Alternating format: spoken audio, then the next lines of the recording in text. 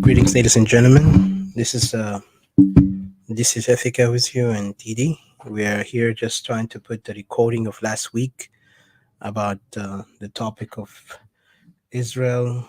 How could we learn and what can Equatoria learn from Israel? What are the lessons great Equatorians should learn from Israel's struggle for statehood? So this topic will be here, available in Facebook, because last time it was in Clubhouse. We did the live recording there, but this one is going to be for the record for those who are sharing it. You can share it anywhere to your friends, and actually let us learn from such,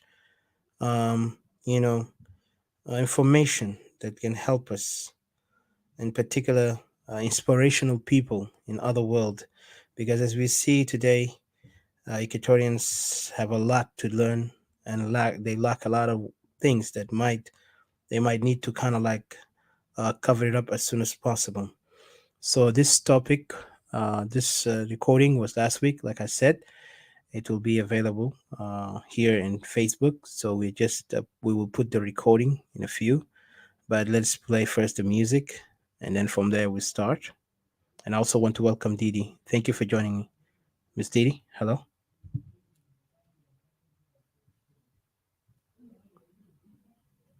Unmute yourself.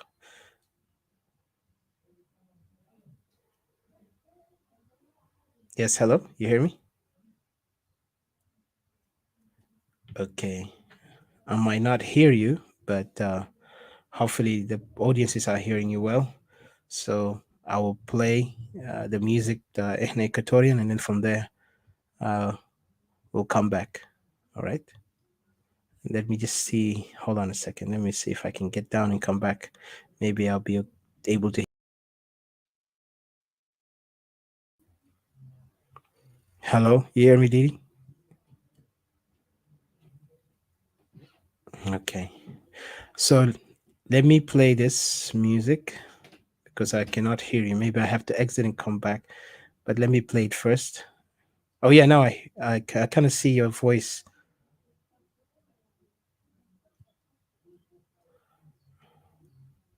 Okay, no problem. So let me play this in music. Replay. I mean, we hit Equatorian and then come back. Thank you.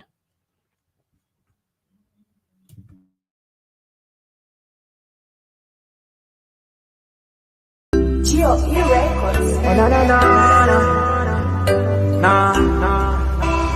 Oh na na na na yeah. Banana kala. Na na na na na.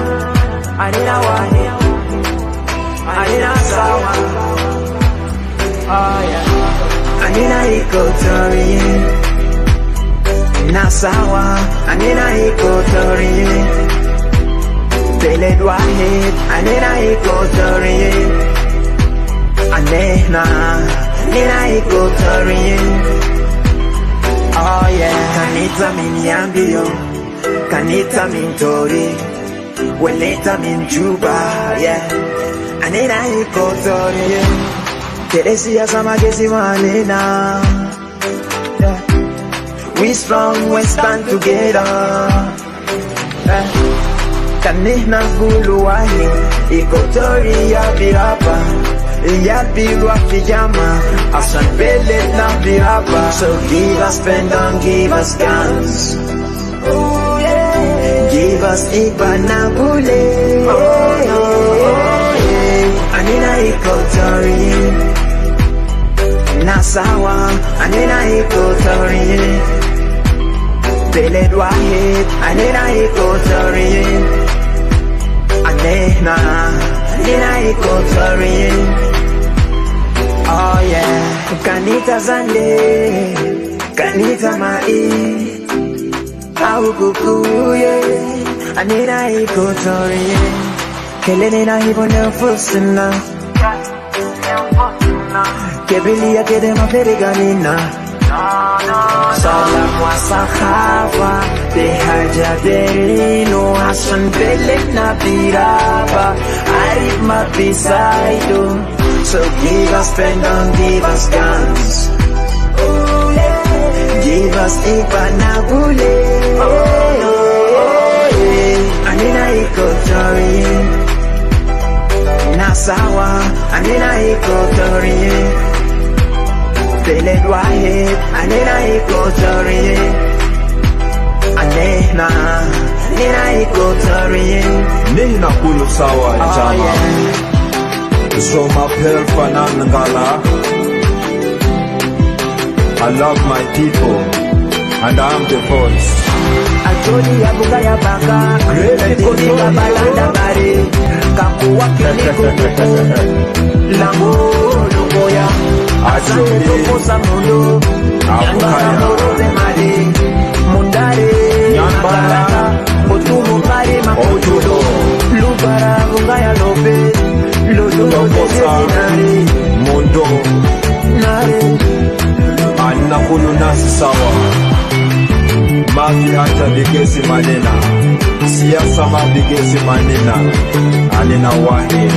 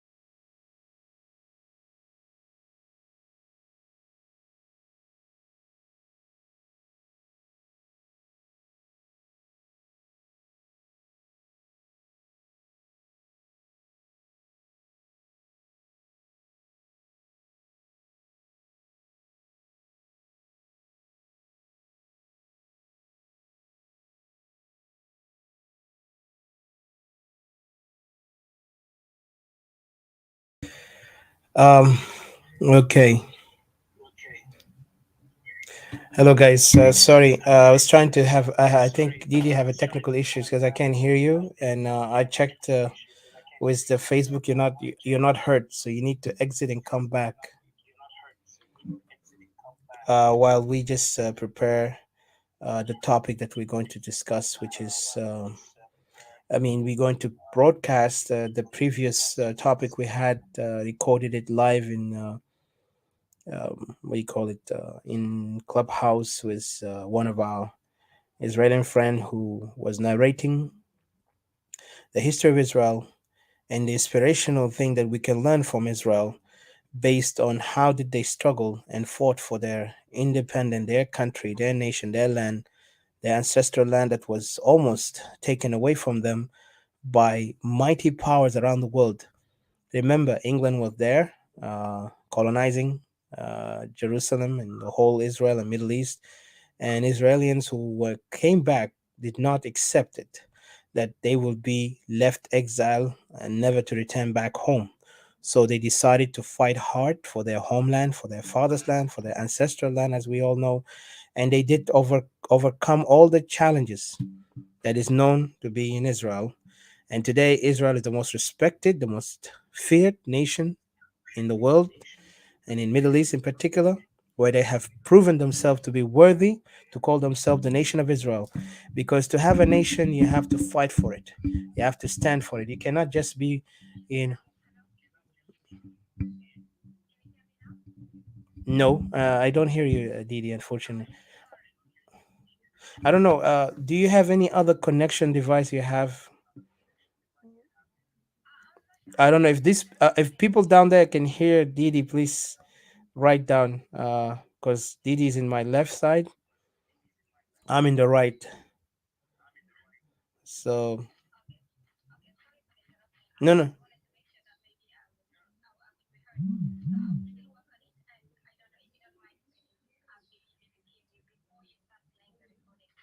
Yes, yes. I'm not playing the recording yet. No, I'm not hearing you at all.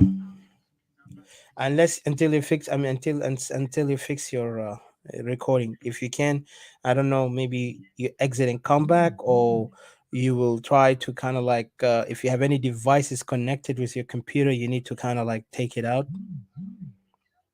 So yeah. All right.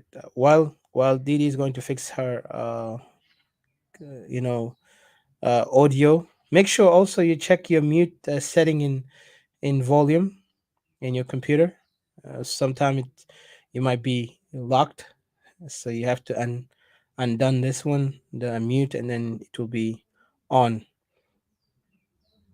So yeah, you need to check every setting because sometimes there is some mistakes happen. But yeah, but what I want to say about how the Israelis have overcome the challenges in the land of their forefathers or their ancestors is that they did not give up. They did not allow, you know, the so-called British colonialists to dictate what is the destiny of Israelis who are running away from prosecutions and abuse from their sponsoring or adopting nations who were once adopted them after the exile of Israelis thousands of years ago under the emperors, the Roman emperors, who later changed the name of Israel into Roma Philistinia and then later calling it Palestine.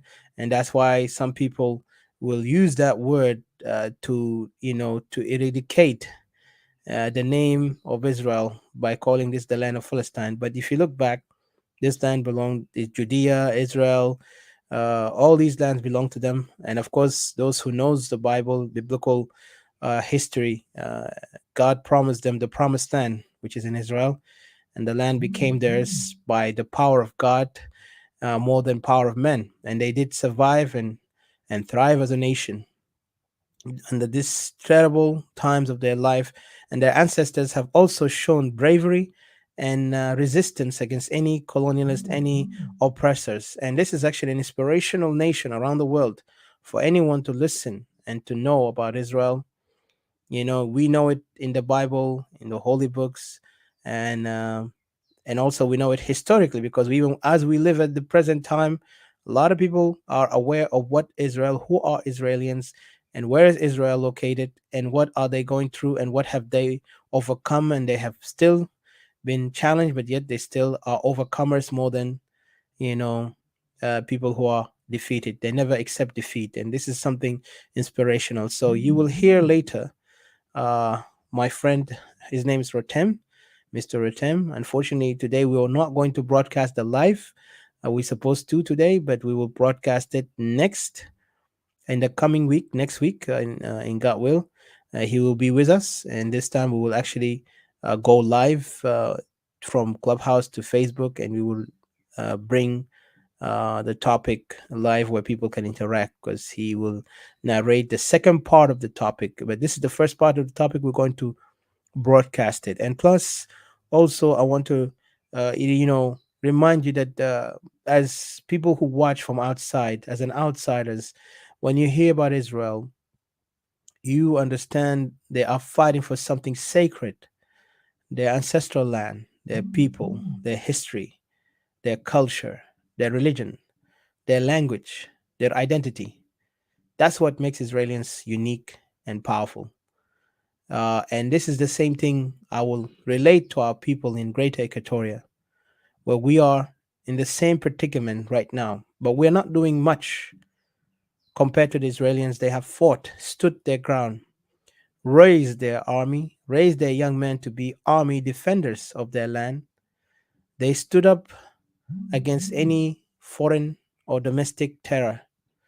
They never let anyone to challenge their existence because they are so confident of themselves and they know who they are and they know their history and they will never allow their history to be wiped out nor their existence. So that's why you see them, they're standing out up to this moment. Even a couple of days ago or last week and this week, there was a lot of terror attack happened to them. And we pray for the Israeli people, for the suffering they're going through. We hope the, you know, Israel, of course, will overcome, but we hope for the best and we hope that this violence end, because Israelis, the only thing they are looking for is to survive. They're not looking to occupy or colonize or try to go into many territories as the Arab Palestinians who call themselves Palestinians, who are trying so hard to eliminate um, Israelis from existence. Even Iran one time have said that those under the Shia, a group of Khomeini groups, they were trying to say we will wipe Israel from the face of the earth, but they cannot do that because you cannot wipe any race, any people, any group in this earth that God created them to exist. As long as they are harmonious, they are peaceful. You do not have any right to do that. Just because they are harmonious doesn't mean they are weak. And Israel have proven that they were kind and also they were tough. And they kept their toughness now to show that the enemy you cannot thrive, yet we are reasonable when you come to negotiate. And you see in how many countries right now in Middle East begin to negotiate with Israel in peaceful dialogue, where they have to accept Israel as a nation in among them and to accept that Israel is not going to go anywhere because that land belonged to their ancestors. And so this is the war of the world that we live in. If you are not tough for your right, you will lose everything. And Israel is inspiration to Equatoria in many ways. For us, Equatorians, we need to wake up. We need to stand up and defend our people. We need to raise arm for us. Not raise arm in the mean that we have to do violence, but to raise ourselves up from the ashes of fear and cowardness and to stand up. And I know some people will misinterpret my word because, especially the enemies who are wanted to say, yeah, Equatorians now are calling for arming themselves. No, we want our right.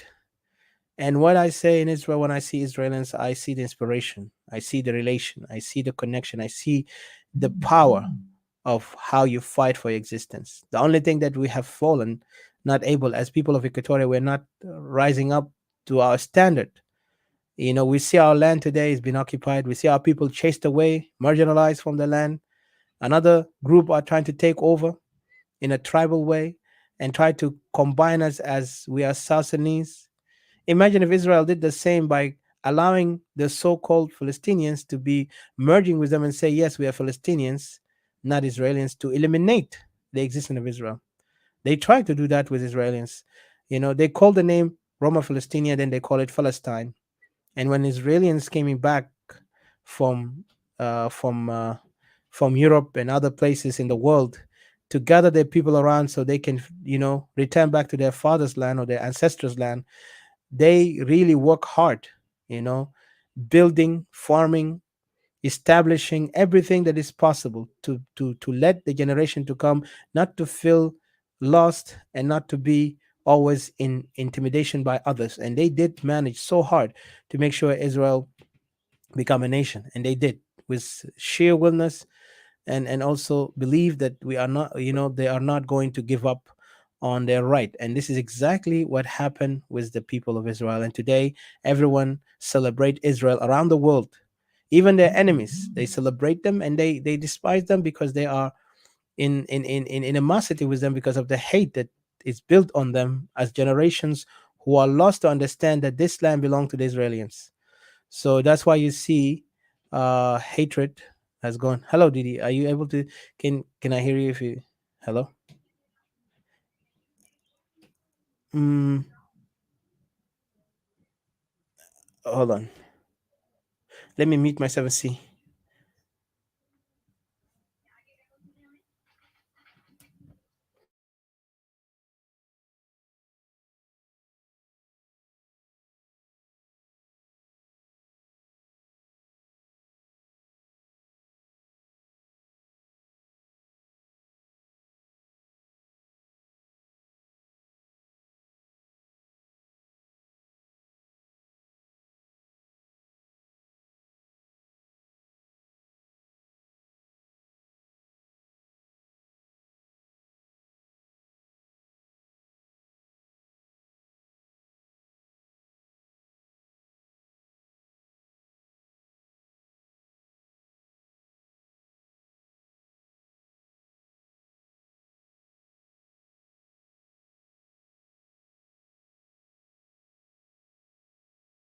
Um hello guys. Sorry. I think Didi have issues if Hello, guys. Sorry, I think Didi have issues. If Yeah, so I have to open my mic in the other. Yeah, they. I can't hear you, Didi. I think you have an issue with your mic in that side. Because if anybody can hear Didi, please write down say you can hear her. Because I'm in the left and she's in the right now, and she spoke a little bit ago, but there was no voice or volume from her mic coming out, so it means that I think she has an issue with her microphone. I don't know why. Maybe the setting is not all right.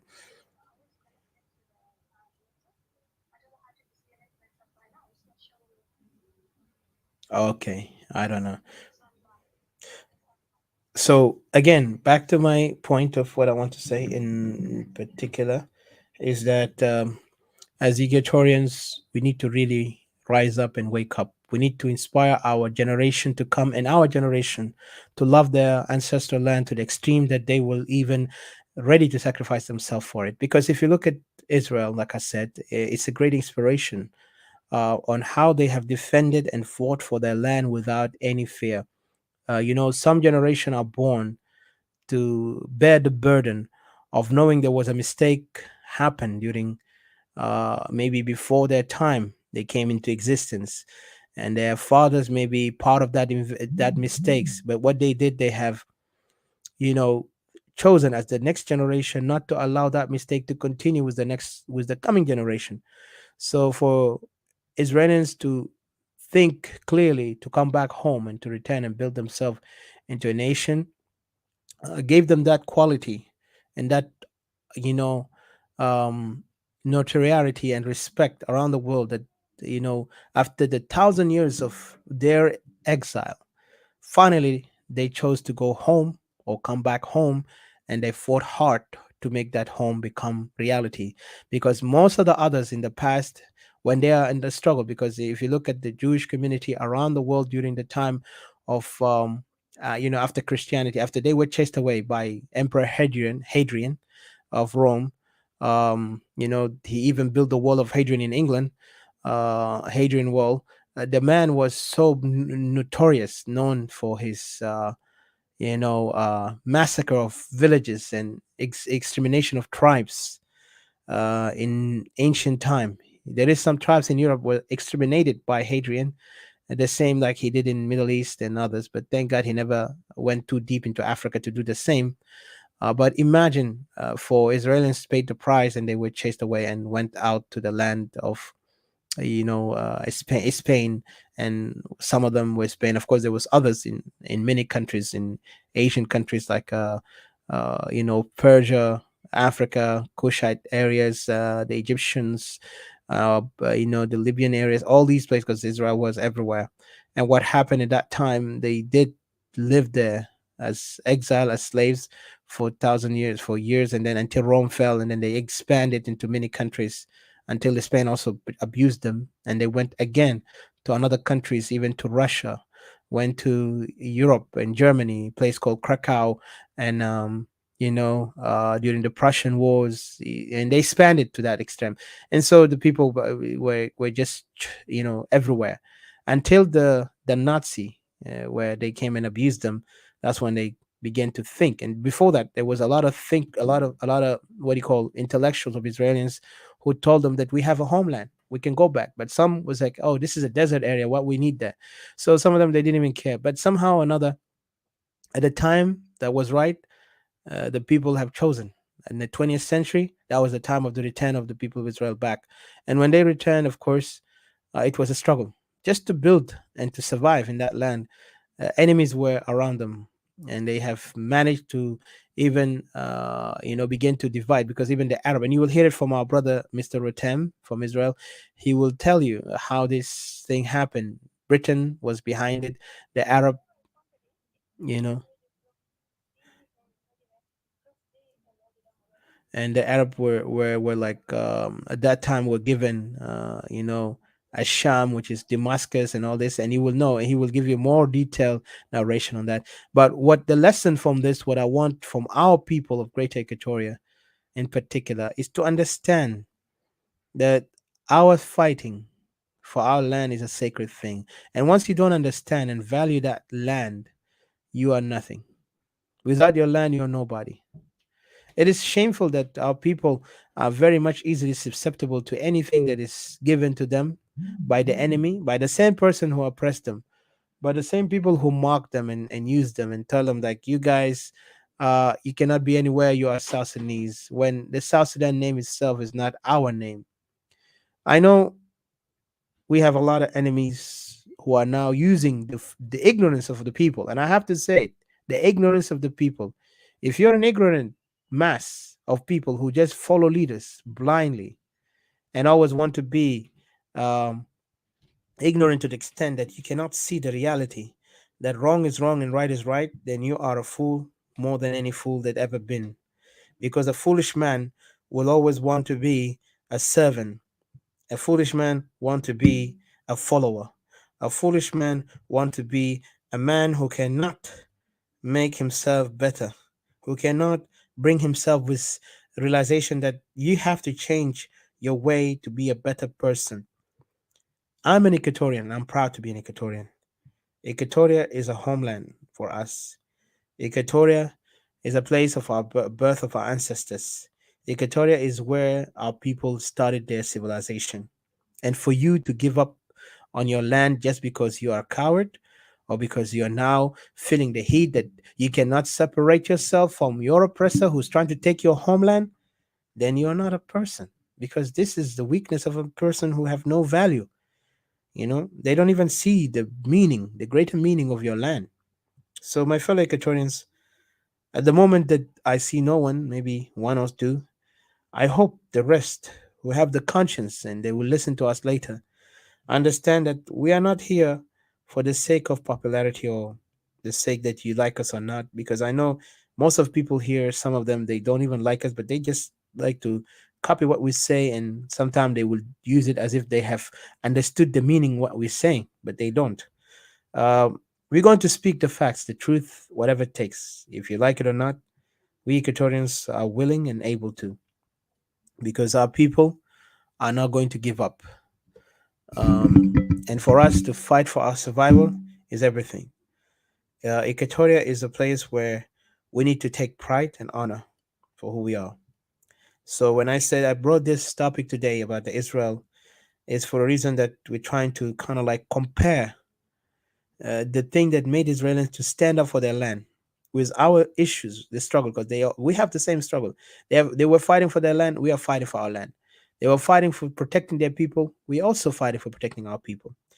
And so when your people cannot understand the differences and cannot fight for the land, because it takes a lot from people with honor and dignity to understand that when you speak facts and genuineness. Don't speak out of these political slogans that you see and hear from others, because some people love to sing those political slogans to make you feel like they understood you, to sell you even a bullet that will take your life, to sell you even the poison or the snake that will bite you. That's what they're doing. And we have known our enemies that to have a strong support, because our people are confused and deluded by this idea that we need to follow. Once our people become free from this following cult of mindset, then we will see ourselves rising up to our potential. But if we are still like to follow because people say this is so, then we are lost generation. We are lost people. We are lost civilization. Like I said, if you cannot fight for the land and your ancestral land who stood for your ground, for your identity, then you have nothing left. So I don't want to go far. I'm waiting for Didi until she come back, fix her mic, and then from there she can say some few words, and then we can start with the audio recorded that we had. The recording that I said to you is a recording that one of our friend, and he was kind and genuine, generous to give his time to us last week to narrate the history of Israel in the matter of what's going on with the situation in Israel, and how did they start, when they built the nation of Israel. It was a struggle, it was bloody, it was commitment, and the most important is also bravery, commitment and bravery in the matter of defending the ancestral land that they had, because they have seen all the tragedies centuries for imagine. But finally, they stood and they became the most respected nation around the world today because of what they did. And so we would like to put this audio in a moment, but before that, I want our people to share this audio if they can, please, so it can be easy. So people who want to hear, just give me a second, please. Okay, just give me a second.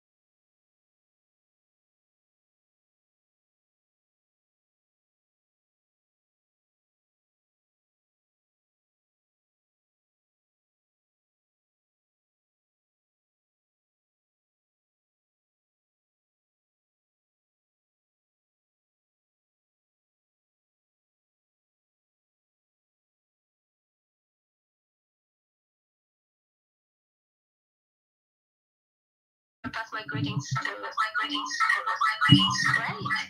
No, you need to silence the voice of your computer, because something I cannot hear your voice. Guys, if you're there, whoever is watching us, if you can hear Didi, please write down you hear her, because we're having hard technical issues with. Hmm. You have to, you have to like, m- silence your computer. No, I have no idea. Maybe it is because I don't see it.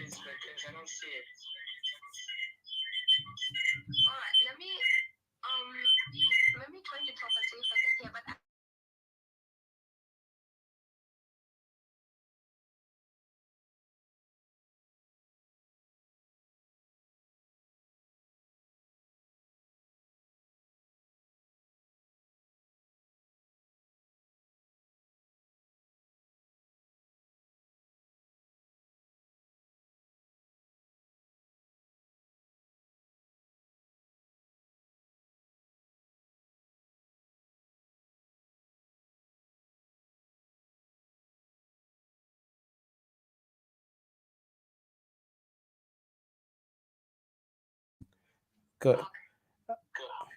Um, Make sure you mute your mic, or or whatever that you need to silence it, because I hear echo. I'm on mute.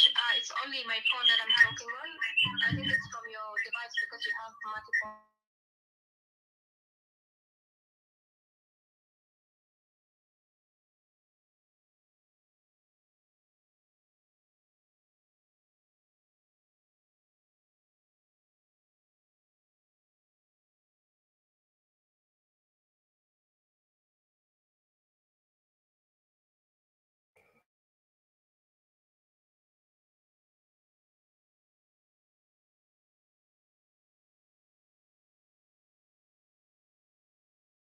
Let me see. I think he's still making echo.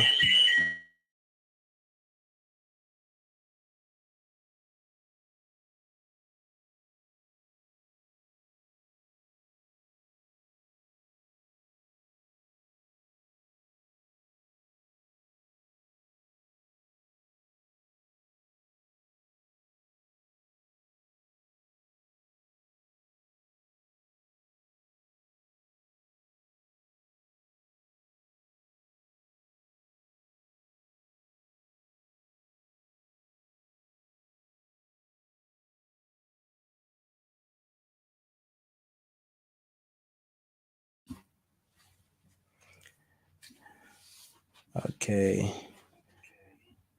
Hello, guys. Sorry about that. I have an issue with my tech, and I think Didi cannot be able to. Her device is not connected. It says device is not connected according to my computer. Shows me here. So what I'm going to do, I'm just going to continue, and we would like to hear Candidi. She was greeting you guys, to all those who are listening, and those who will listen later and understand the message later.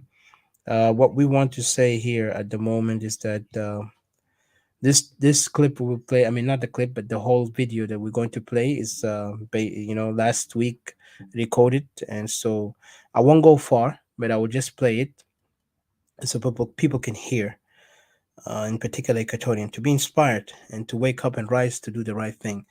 So I won't go far on that. I'm just going to let the video to play while you get it, and then later we will talk about it. And I hope Didi fixes her message. I mean her device.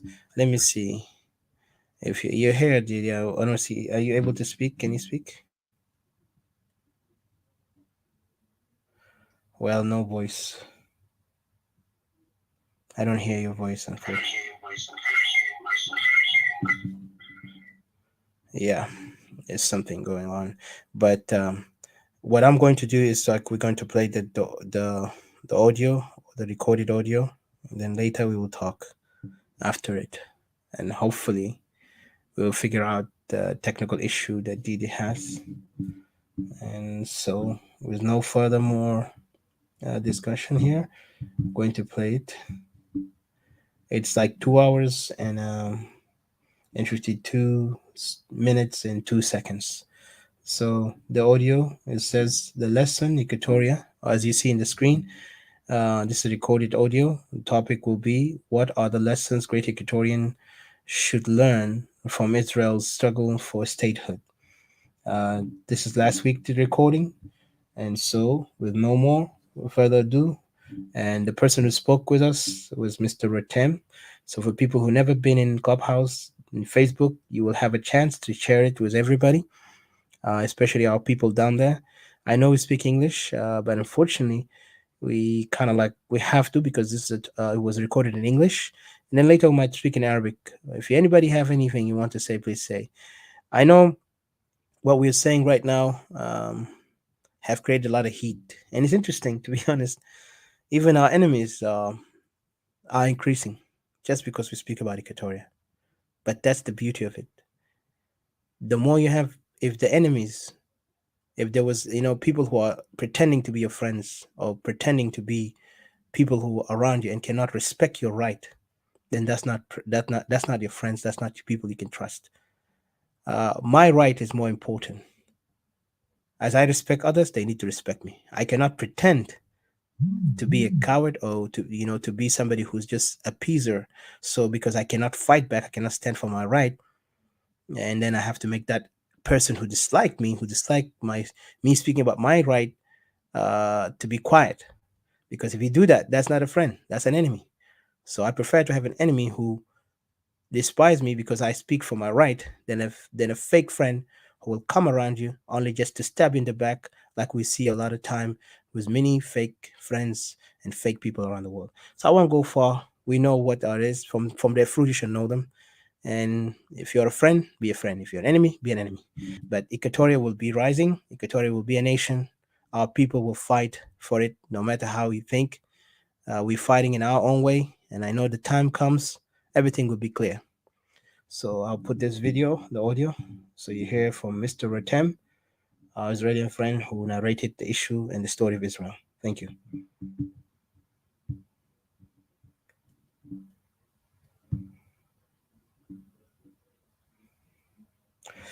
Sorry about that. Let me do it again.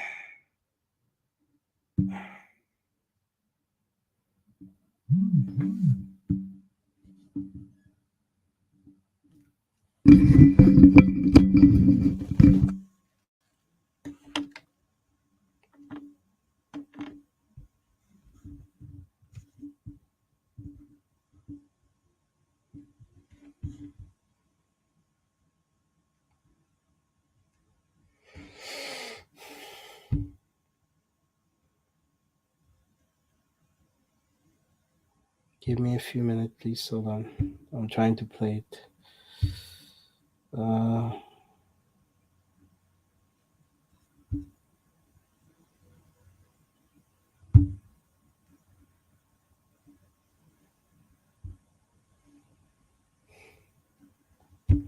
okay, just a second.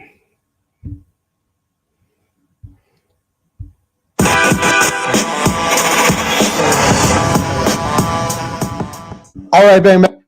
Hold on a second, guys. Sorry.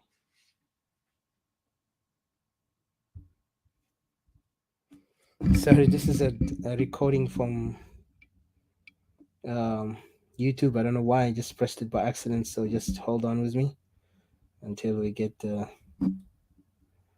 Okay, so now it's playing. Just hold with us.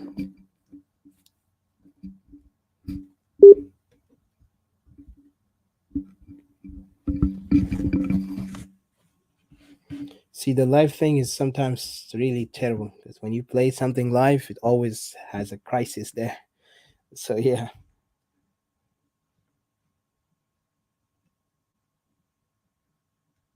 But Oh shoot. the thing I Not maybe.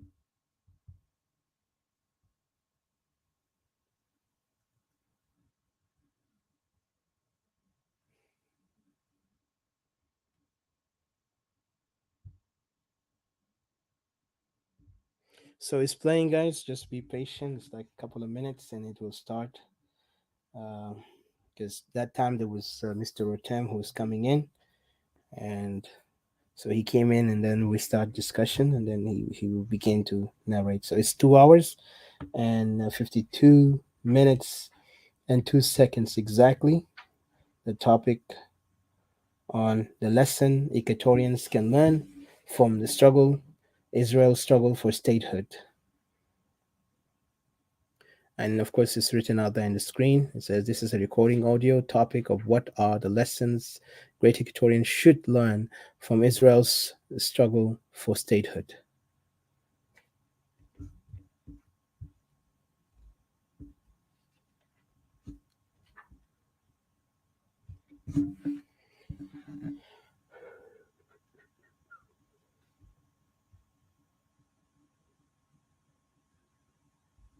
So we'll wait a few minutes before we start.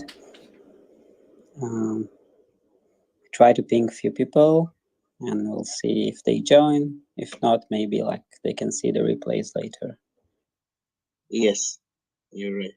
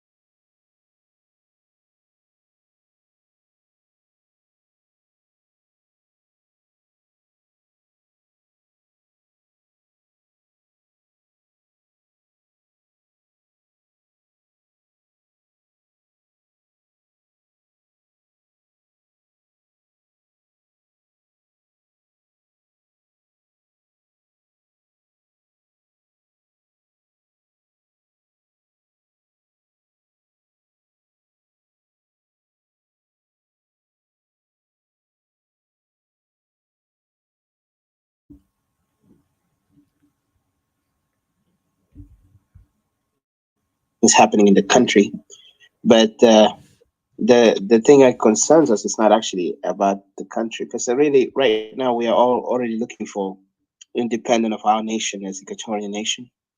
So Still people are trying to confuse. This is the difficulty. We're in this country. That's why it's a little bit complicated. South Sudan. Because we're like three regions and everybody have a different.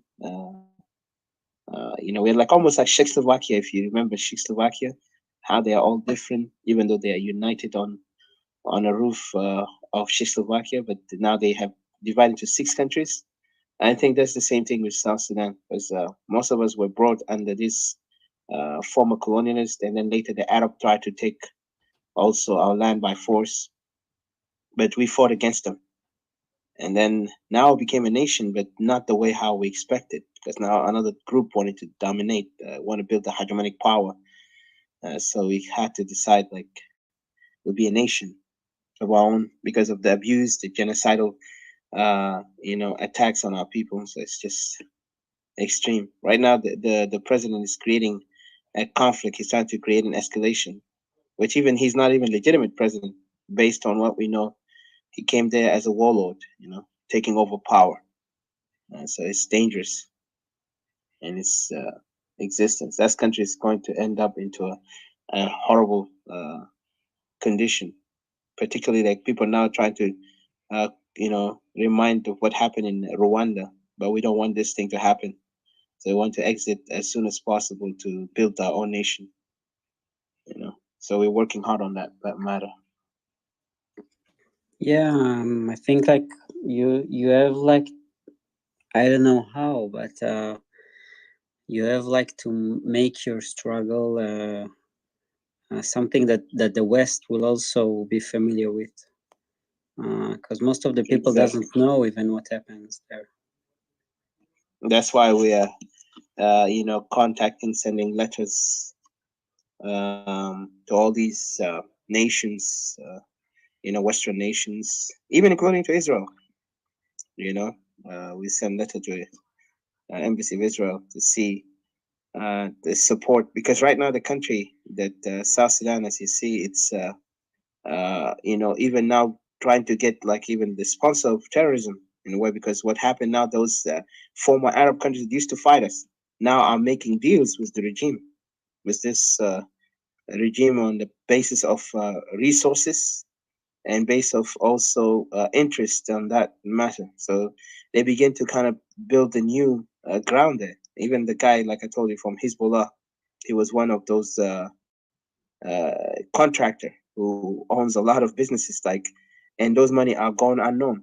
So most of the money that he's doing is like corrupt, because that report had been, found by Sanitary, where George Clooney group, they were investigating on human right abuses, and they found a lot of sinister things happening by this regime. So yeah.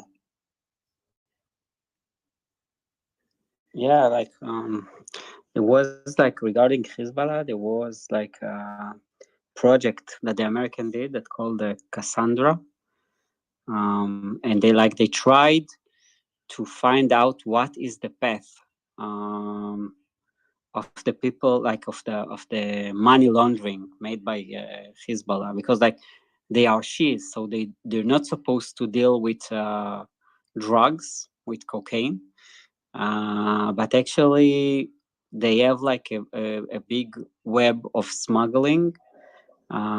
They have like there is like the triangle of borders in South America between near the Iguazu Falls, between like Brazil, Argentina, and Paraguay, and there is like a lot of money laundering going from there. They transfer the money to Benin in West Africa, and there, like in order to launder, they're buying like so-called used car, but actually no one buying them. So it was like it was funny to see that the place, like when they put all the cars, it's just getting bigger on pictures like from above. So yeah. Say, I have a question for you, Odysseus. Like, would you prefer moving it to Thursday I try ping people, but I think maybe because it's like in the middle of the week or something. Or would you prefer us to do it anyway? I don't mind actually. We can do it anyway and like later see the recording, because I see like I try ping a few Israelis and like I part like most of them I don't see that are even connected. And I see like that your guys are not connected as well. So from my point of view, like we can do it now. There is no problem if you prefer, or like maybe doing it on Thursday, because I see that no one is joining the room. What do Okay, you think? Thursday. Yeah, we can do that. No We, problem. We we can can do do it it even now. Like if you prefer now, I did it. If you prefer now, like maybe we can give it a few minutes, see if other people will connect. Um, but like if you want to do it anyway now, then I don't have a problem. Like I don't mind just talking like with you guys, and it's okay. Like from my side, like your call. I mean, I will schedule it for Thursday, but we can wait right now and we'll see on Thursday. Mm-hmm. But we can do that at 2 p.m. on US time. It will be, I think, an evening time for you in Israel. Yeah. But we will be here. Hello, Didi. Welcome. Hi, Didi. How Yeah. are you? And meet I'm yourself. good, guys. How are you guys? How are you, Rotem? How are you, Odysseus? Hi. Thanks. I'm great. Thank you. Good to meet you once again. Yeah. Good to meet you too. Yeah, thanks. Um, I was just pondering here with Odysseus. We were wondering whether like to do it now. Like I can do it like with you guys, and after that, people will see the recording. Or would you prefer doing it like on a Thursday or something like that? Because I tried to ping a few people, but I don't see anyone. I don't see anyone connected actually. So.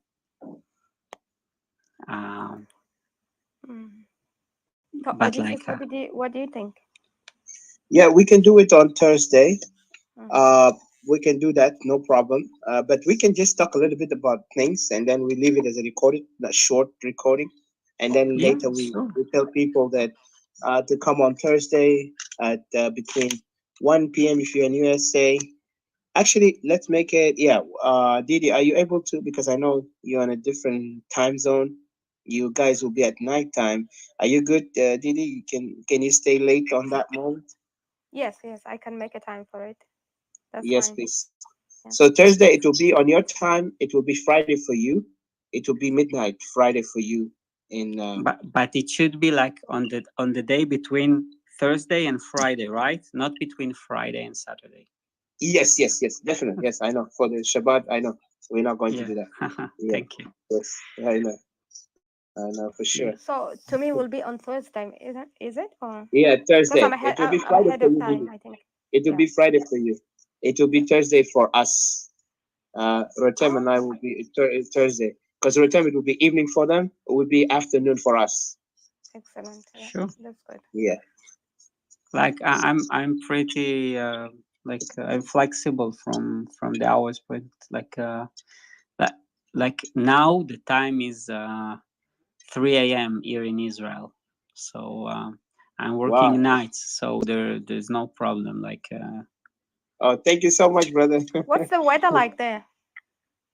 now it's Yeah, pretty nice actually. is it It was summer or spring or? It's we springtime. just started the spring, but there were like a few cold nights before. Like the last couple of weeks was pretty cold, but now we see the start of the spring. Like things are getting hit a bit. Yeah, so I was wondering if we're gonna talk about things, so I think we would not be giving much detailings here if we're gonna talk about it on Thursday, is it? Or Now we can talk like we can Mhm. talk now, and we can talk on Thursday as well. Like Okay. um, I like I thought like maybe if we can have more audience. Um, I was thinking that if we can have more Israelis, then they Yes. could give they could complete the picture. Like Yeah, I have a that would lot. be actually, I would agree to that. I think I don't know, Dishes, what you're thinking, but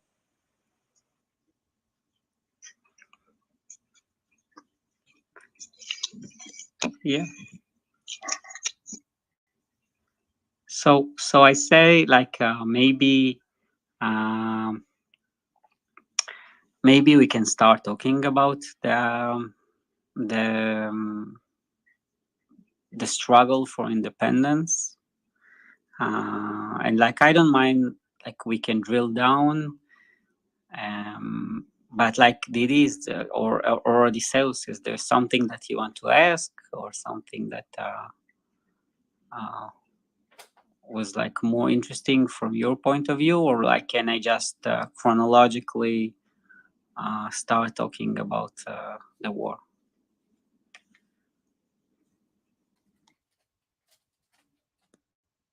Yeah, go, yeah, brother Tim. You can actually, yeah, you can put a brief on summary on what we're going to talk about next time, so people can be ready. We want, of course, to learn a lesson learned from the struggle of Israel for their statehood. Sure, You know, sure. So I yeah, think I'll start, and like uh, maybe like we'll stop at some point, or maybe we'll dream down. Like if there are things interesting to you, feel free to stop me. Um, like we have the privilege of small room to drill things, so I will start. Um, and from there, like we will go on, and if there is something that you want to dive into, we can do it. I can. So the thing is, we need to remember like the relation between the Jews and Israel. So until the Roman Empire, the Jews were in Israel. There was some exile. There was exile that later on Cyrus the Great, the king of Persia, let us return to Israel. But 135 BC, um, we like the thing is that the Romans conquered. They finished like the last. They destroyed the last rebellion of the Jews. The Roman Empire crashed the rebellion. And what happened is that they decided to change the name of Israel to Palestina. And the reason they changed the name to Palestina is in order to humiliate us. So um, the thing is that the name Palestine, it comes from Placet. The Placet is like invaders. They came from we call them the invaders because they were Greek that came from Cyprus and from the islands in the sea.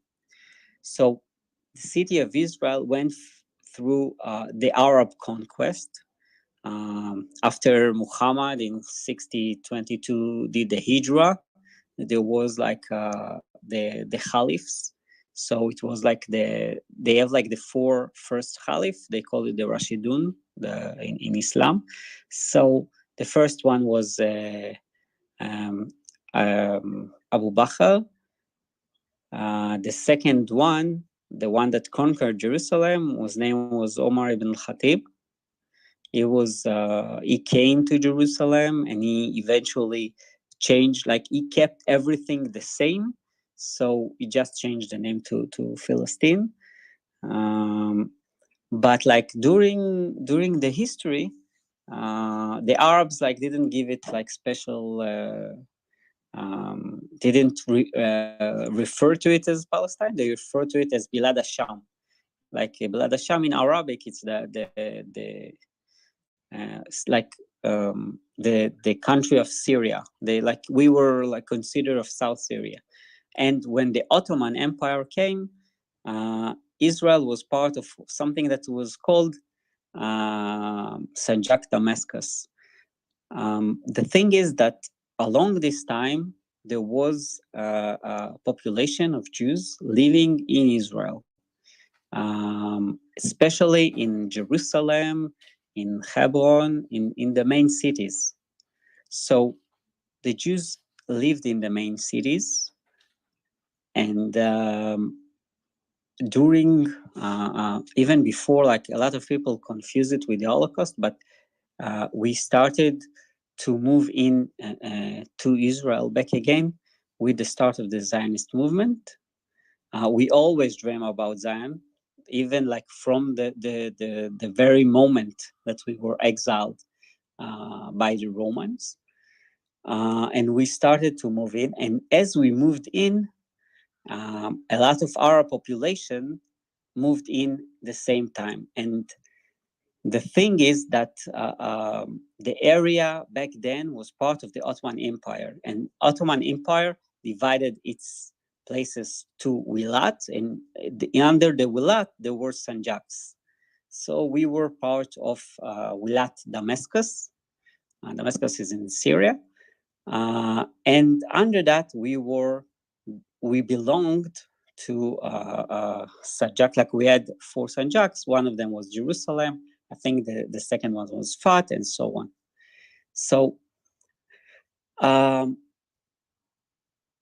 the Israel was under the occupation of the Ottomans, and as in 1914 the First World War started, and the Ottoman lost to the Allies, what we called, and the British and the French divided their influence zone. So during the war in 1960, the First World War was between 1914 and 1918. And in 1916, they did something that is called the San Remo Convention. So what happened in the San Remo Convention? They divided the influence zone. They decided the French took part or took influence on the area of Lebanon and Syria, while the British took control over Israel.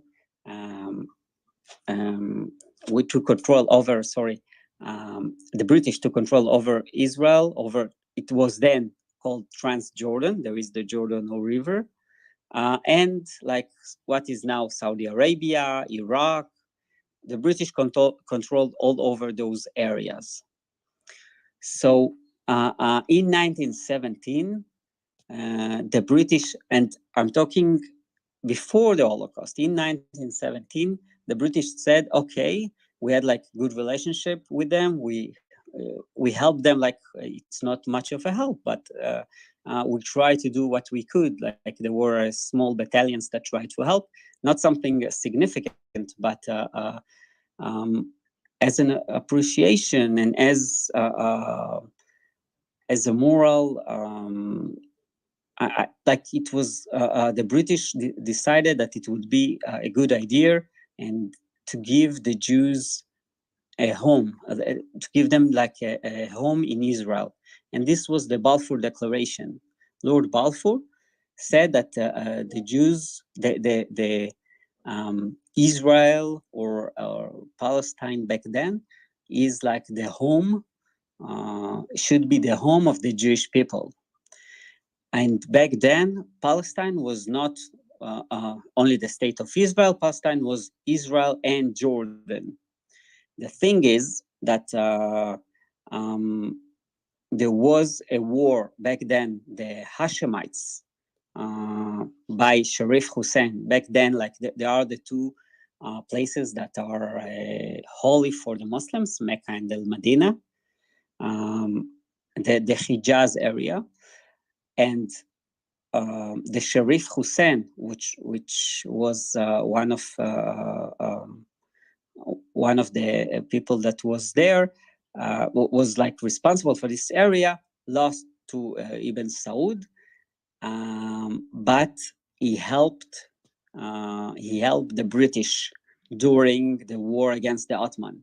If you heard about Lawrence of Arabia, Lawrence of Arabia cooperated or got the help of Sharif Hussein.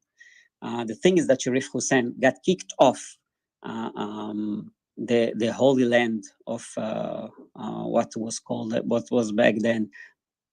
So the British decided to give to both of his sons to rule on parts of the British influence. So what happened is in 1921, Churchill was responsible for what was called back then the settlements of Britain. He was responsible for those for all the settlements of the British in the world, and he decided to give by the advice of Lawrence of Arabia. He decided to give Jordan to the son of Sharif Hussein. The son was Abdallah, and the other son that gave him Iraq was Faisal. But as similar as of what happened in Africa, the borders were painted by the British, regardless of, without too much logic. Like they decided to draw the borders, so they drew Saudi Arabia and Jordan and Iraq. But back then, like the population of Arabia is composed of tribes, and those are nomadic tribes that go from places. They didn't even understand what is the concept of this border that the British are forcing. But the thing is that the British, in 1921, Lord Balfour decided to give them part of what, Churchill decided to give them part of what Lord Balfour promised as a home for the Jews. And this part is what was called back then Transjordan. What we call today Jordan was back then Transjordan. The thing is that when he gave them Transjordan, parallelly there's starting to be conflicts. Like when I say conflicts, it's like what I mean, that our population did some lynch along the way. So the first lynch was in 1921. That was like it's called the Mora Tarpa in Hebrew. The second was, and because of it, we started to make the Agana. Agana is like the foundation, something that will Agana is defense in Hebrew, and it will be the foundation of what will be the IDF later on. So we started, like we got the Agana in 1921, and we had to deal with the lynch that was made by the Arabs back then. So, like an interesting point is that in 1929, already in 1929, they started something that is called Morata Tarpat. It's another genocidal event. I don't want to get it too much dive into it because like it's an issue of its own. But like one of the incidents is that there is a story about a kid that was that one of kid of a family that's called Maclef, and they saw like a mob of Arabs. There were lynches in 1921 and later on in 1929. And there were lynches, and in the lynch of 1929, there was like an Arab angry mob that went into the house, and he was devastated because he saw one of the employees that actually lived with them and ate with them, went to the kitchen, took a big knife, and like slaughter all the family, the father, the mother, the brothers. And the boy name was Mordechai Maclef, and it was later on be the head of the IDF, the third head of the IDF in Israel. So this is like the incident and the problems started a lot before the War of Independence. And that brings us to the fact that after 1929, it was even actually the British came and they even make things harder for the Jews. Like they did, like every book that they gave was called a white book. And the time it got a lot tougher for the Jews to make Aliyah. And when I said make Aliyah, is trying to immigrate into Israel. So the problem was that the British started, like the British started with the Balfour Declaration. They were funded of the Jews, but along the time, as the time passed by, they preferred the Arabs out of their own interests. So they started with the Balfour Declaration that gave as a home both Transjordan and like what we call today Israel, and they call it as a whole a Palestine. So they started by giving it that, and like after the lynch of 1921, they gave some for the Jordanian, and after the lynch of 1929, they decided to make things harder for us. It was harder to get into Israel. You had to move on with, if you wanted to immigrate, you had like to have a minimum amount of money, and there was like an exact number that was able to go into Israel. So things like went much harder, while the Arabs could get into Israel very easily. Only after something that was called the events of 1936 to 1939, only after those events, there was some kind of border in the north. But there was no border from the Arab side. There was like the Jordanian force. There was a lot of Egyptians. Like even today in Gaza, there are a lot of people that are called El Masri, the Egyptian. It's like in Hebrew, it's Mitzrayim. So there was a lot of people that came to work, and they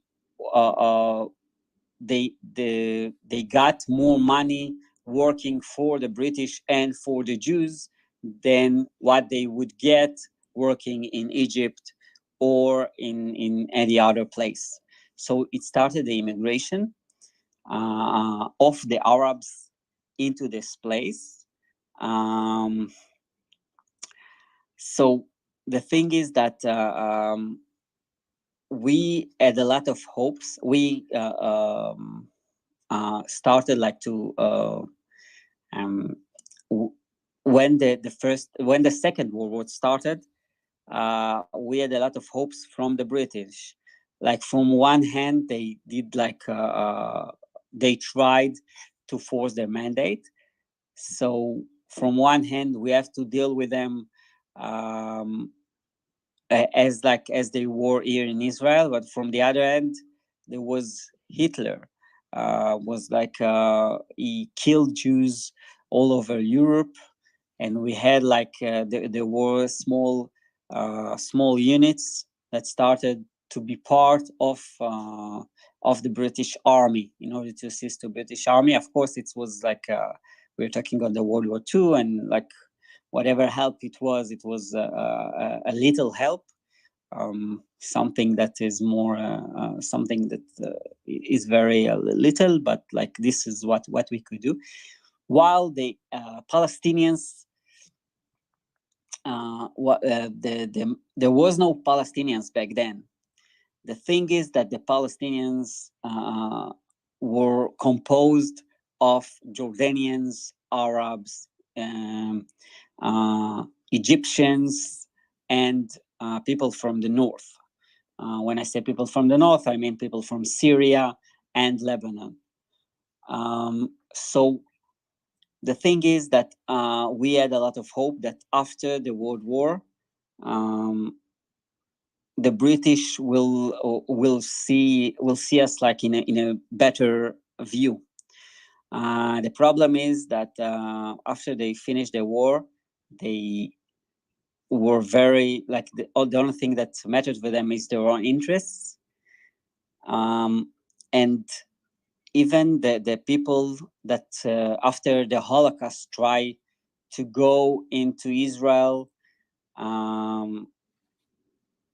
had to deal with the biggest navy back then in the world, and what the British back then called like the biggest blockade, and blockade against who? Against the survivors, like the miserables that stays without family after years of not eating, had to deal with the British blockade. So we became more and more against the British, and there were like all kinds of conflicts without and the British. But like I want to take us to the United Nations, the what we call the Kaftet of November. It's the United Nations Declaration.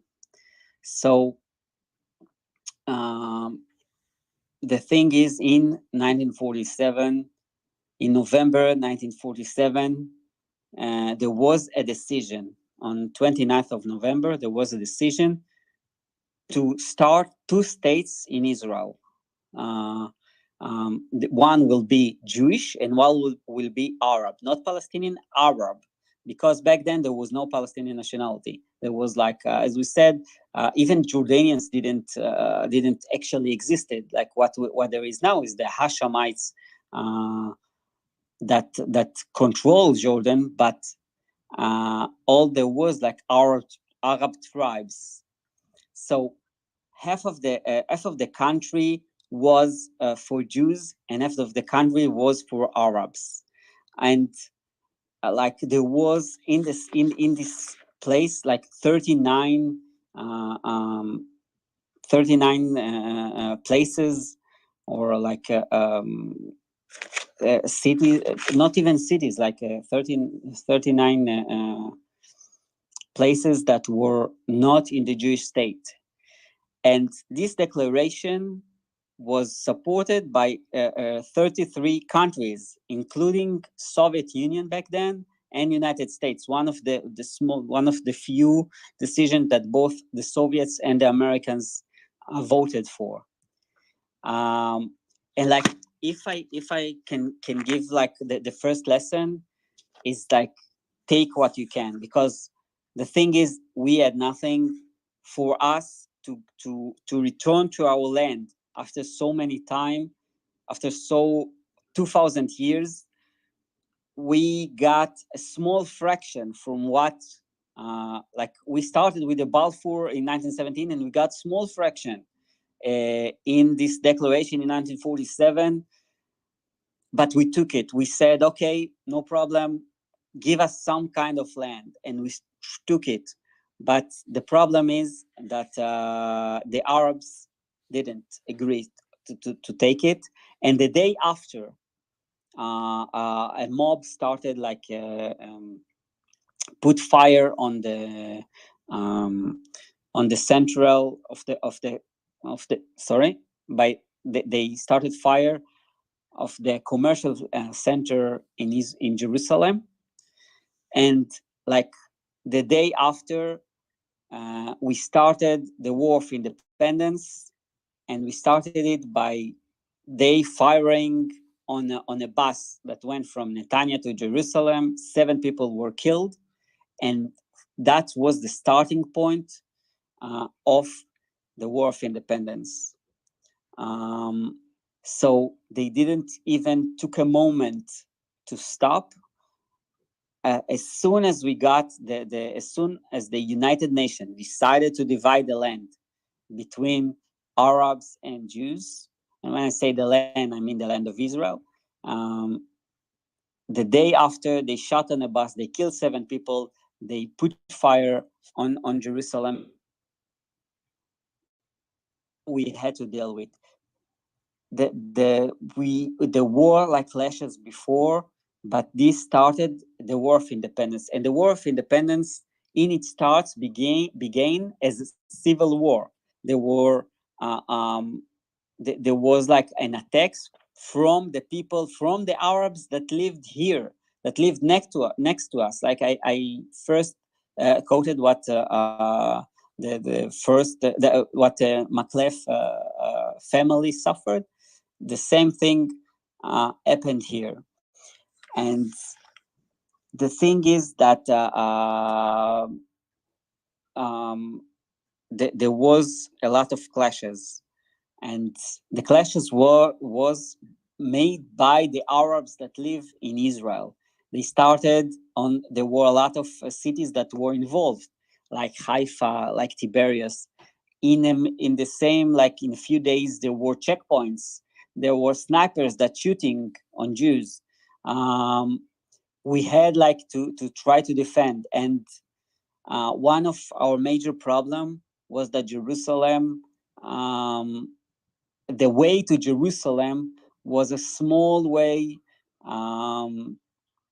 a small way that was controlled by a lot of villages, by a lot of Arab villages that shot at vehicles as they went over. And the thing is that we had um, a lot of I don't know like the phrase, but small.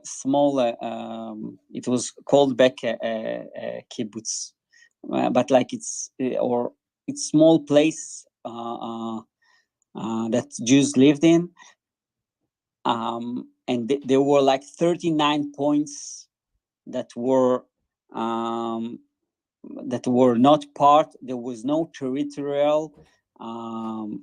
There was no territorial uh, um, sequence like between all those places. So we had to defend different places, and places that are not part, that are not like easy to go to.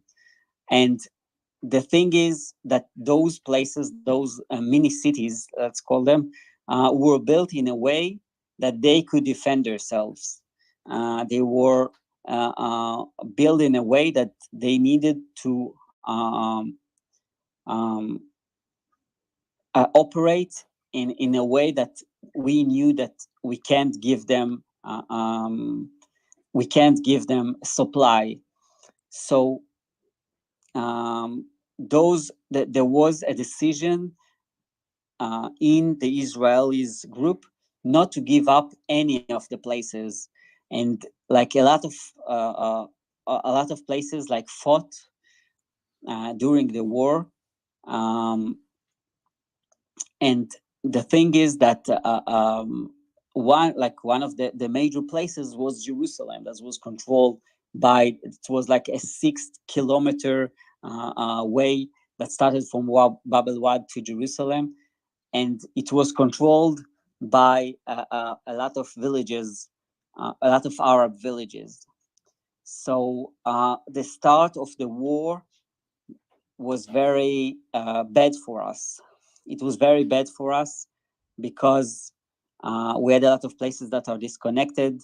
There are a lot of cities that were mixed, Jews and Arabs, and the Arabs like put blockades. And it was problematic because we couldn't let go over Jerusalem, because Jerusalem is like the symbol of Judaism. Like when we pray to Jerusalem. When we dream of Jerusalem. Everything Jerusalem is in our praise. And Ben Gurion decided that no matter what, we can't afford losing Jerusalem. But what we did is try to put convoys.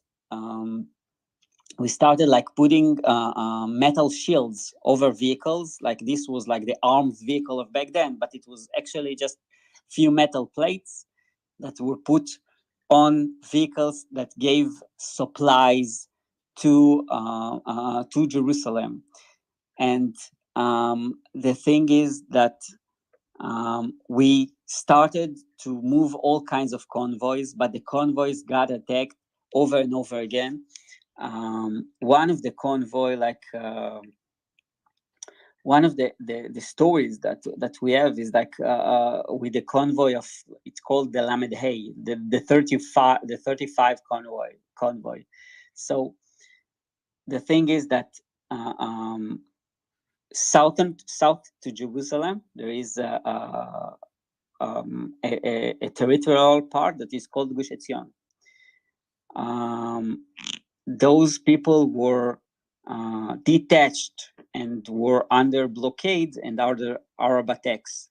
So in January 1948, there was 35 warriors in the command of Danny Mess that went to break this blockade and bring supplies. The thing is that there is different version.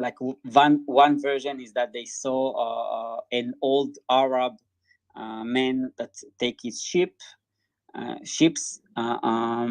the other one that they saw two Arab women and they decided to let them go. They saw those two Arab women, they decided to let them go. The thing is that those two Arab women went back then and called all the villages that surrounded the area, and though they were lynched, their body were corrupted, they destroyed the body, we couldn't find them, and they were transferred by the British to be buried in a mass grave in Kfar Etzion. So I think that there is there are two versions. If there were two old women, or an old shepherd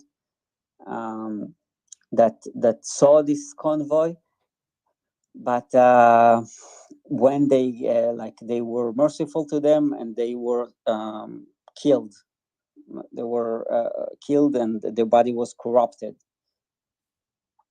So the thing is that during the first period, and we are talking that the Jewish population back then, when the War of Independence started, was composed of 600,000 people, while the Arab was something around 1,200,000. Some say 250,000, more or less.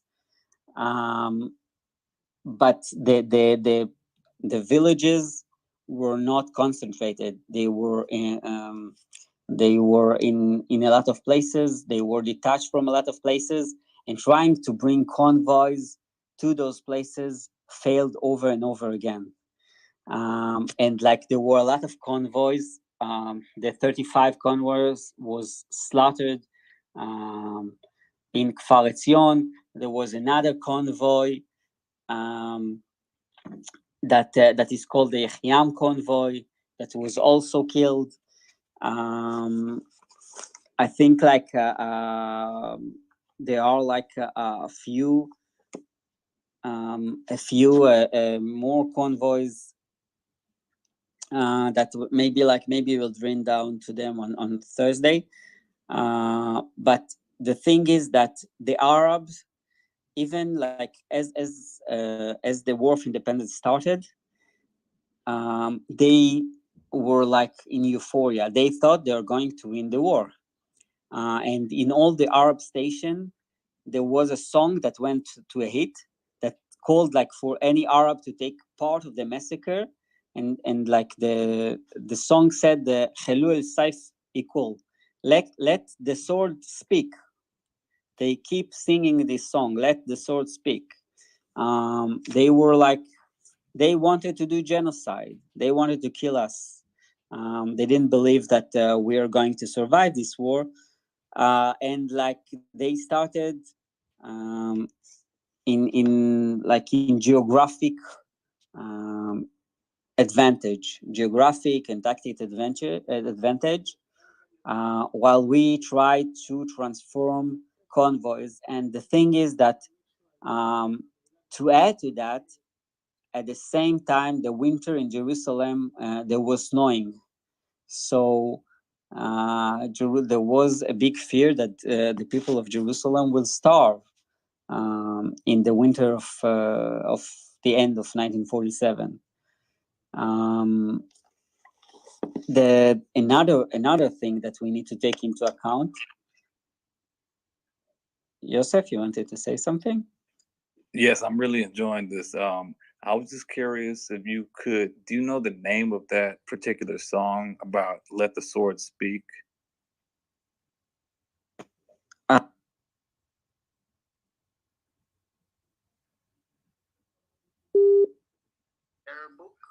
The name of the song, that like this was the, how do you say that, the part of the song that you say a lot of time, like a chant? Yeah, like a chant. But I don't, like, maybe we can check, like this guy is still living, so we can check with him, but like in his book he said like this song, so I don't have the name of the song, but I can like ping him and check. Awesome. I'm gonna check it out. Okay, please continue. Sorry, Rotem, welcome, brother Yusuf. Rotem, you said the name, the title of the song called Halawat al-Sayf? It's not the title, right? It's not the title, but like I'm not sure how to say it in English. Like when you have a song, there is a part of the song that is going, the chorus, the refrain, that is going repeatedly. Yes, yeah, the chorus maybe. The chorus, yeah, I think. Let me just. I will do Google. I will search for it too. I will search for it. I'll find it. Is he? Where is he from? The guy, the singer. Is he those Arab Philistines, or is he? Is he like Egyptian? An Arab? He's like an Arab. An Arab singer. I don't know like its name. I took it like from a book of a guy that was. That was part of the fighting force here in Israel. He has a book. I can give you links if you want. But like the book is in Hebrew, so maybe Yosef, it's more relevant to you. But the name of the repeated part is like Chelu el Sif Ikol, like let the sword speak. My Arabic is not so much, but like خلوا السيف خلوا السيف يتكلم. It's like that, right? Yeah. Let the sword speak. Let the source let the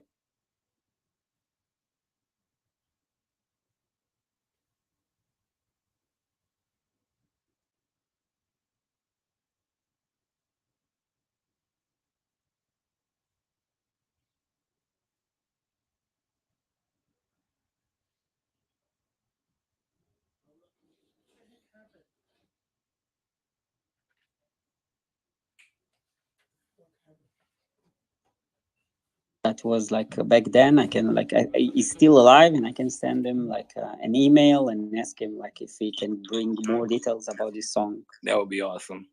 Sure. I didn't want to interrupt. I just was curious about that one song, so please continue. Sure, no problem. It's like feel free, like all of you guys, like, and even people in the audience, if there's something that you want to stop or to chime in, like feel free.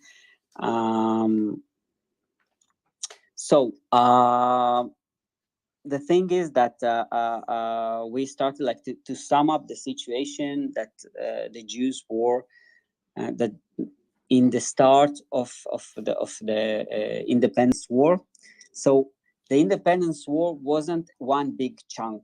A lot of people divided it to a few chunks, 4 or 5.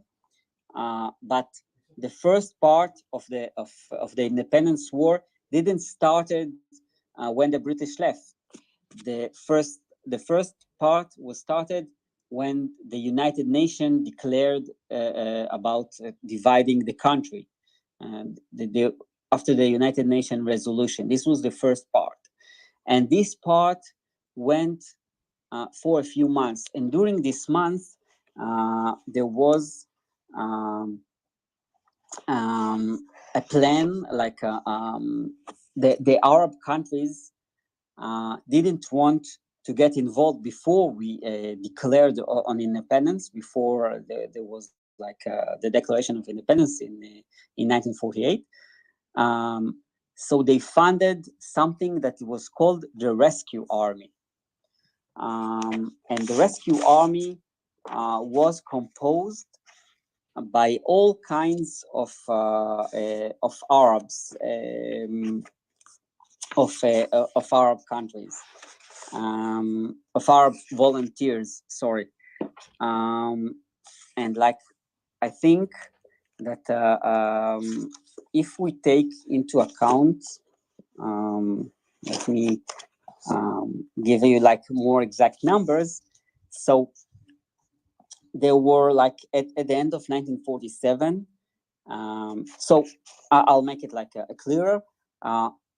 There was like the UN resolution the day after they put the central commercial center of Jerusalem on fire, and the day after there was shooting on a bus that came from Netanya to Jerusalem, and that started like what we call the War of Independence, and it was like a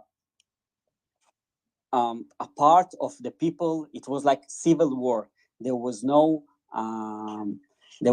countries from outside, but they decided to fund 8 battalions of Arabs. So those battalions was like from Islamic tradition. They were called the El Yarmouk, Khitin, Qadisiyah, and on those battalions there were like volunteers from Syria, Lebanon, Jordan, Palestinians that lived there back then. A battalion that was like from Druze, from Iraq, Cherkess, and like even the volunteers of the Muslim Brotherhood. The Muslim Brotherhood was started in 1929. Unfortunately, the Muslim Brotherhood still lives on by Hamas. Hamas are there like they took part of their agenda, and now they are outlawed even in Egypt, in Jordan, in the Emirates. But back then they volunteered. There were volunteers from Saudi and even from Sudan. There were volunteers from Sudan. They are like a Jordanian, Egyptian, and a small group of Muslims from Yugoslavia, Bosnians. Like even till now, like we have the family name of Bushnak is like from Bosnians. And they decided, it was like they call it the Rescue Army. And the Rescue Army, its symbol was Magen David with a dagger inside, like they wanted to rip us up. So when we talk about the War of Independence, we talk about attacks from the population within Israel, plus battalions from what we call the Rescue Army, that were composed of volunteers from all the places that we mentioned. And this is like what the Jews had to deal with back then. And like, unfortunately, this period of time, we were not, we had like a lot of problems. On top of that, March of 1948 is called like the Black March, because they did like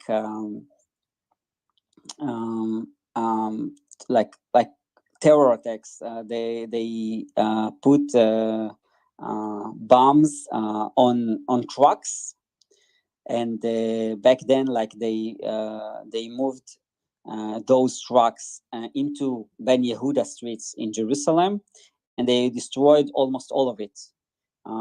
They killed like 50 people and more, like 200 injuries. We're talking and it's like it's just the start. There was back then they attacked the Jewish agency in Jerusalem, and that their attack on the Jewish agency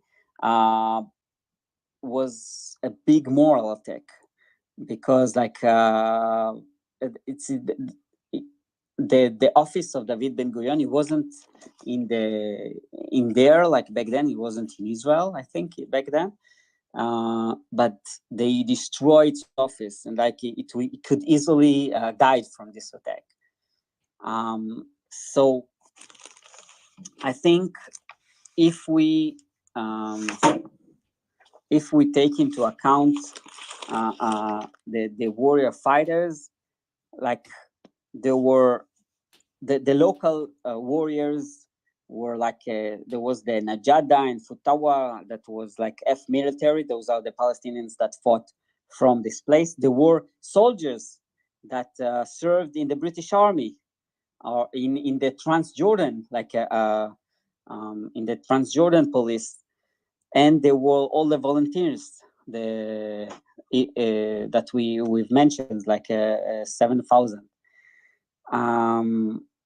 Adding that to the fact that the Arab population was 2 times more than the Jewish population, it allows them to put more forces when they need and then spread it out in other places. And I think they had to face with when we compare it to the Jewish forces, there were a lot of forces in the Jewish. The Haganah was composed of 5,500 warriors. There was the Etzel and the Lehi, 5,000 warriors in the Etzel and a few more hundreds in the Lehi. There were volunteers from outside. But there was, we have to take into account 2 things. The Jewish army wasn't strong in attacking. We were mainly trying to defend ourselves, and we mainly tried to move convoys to the places that are disconnected.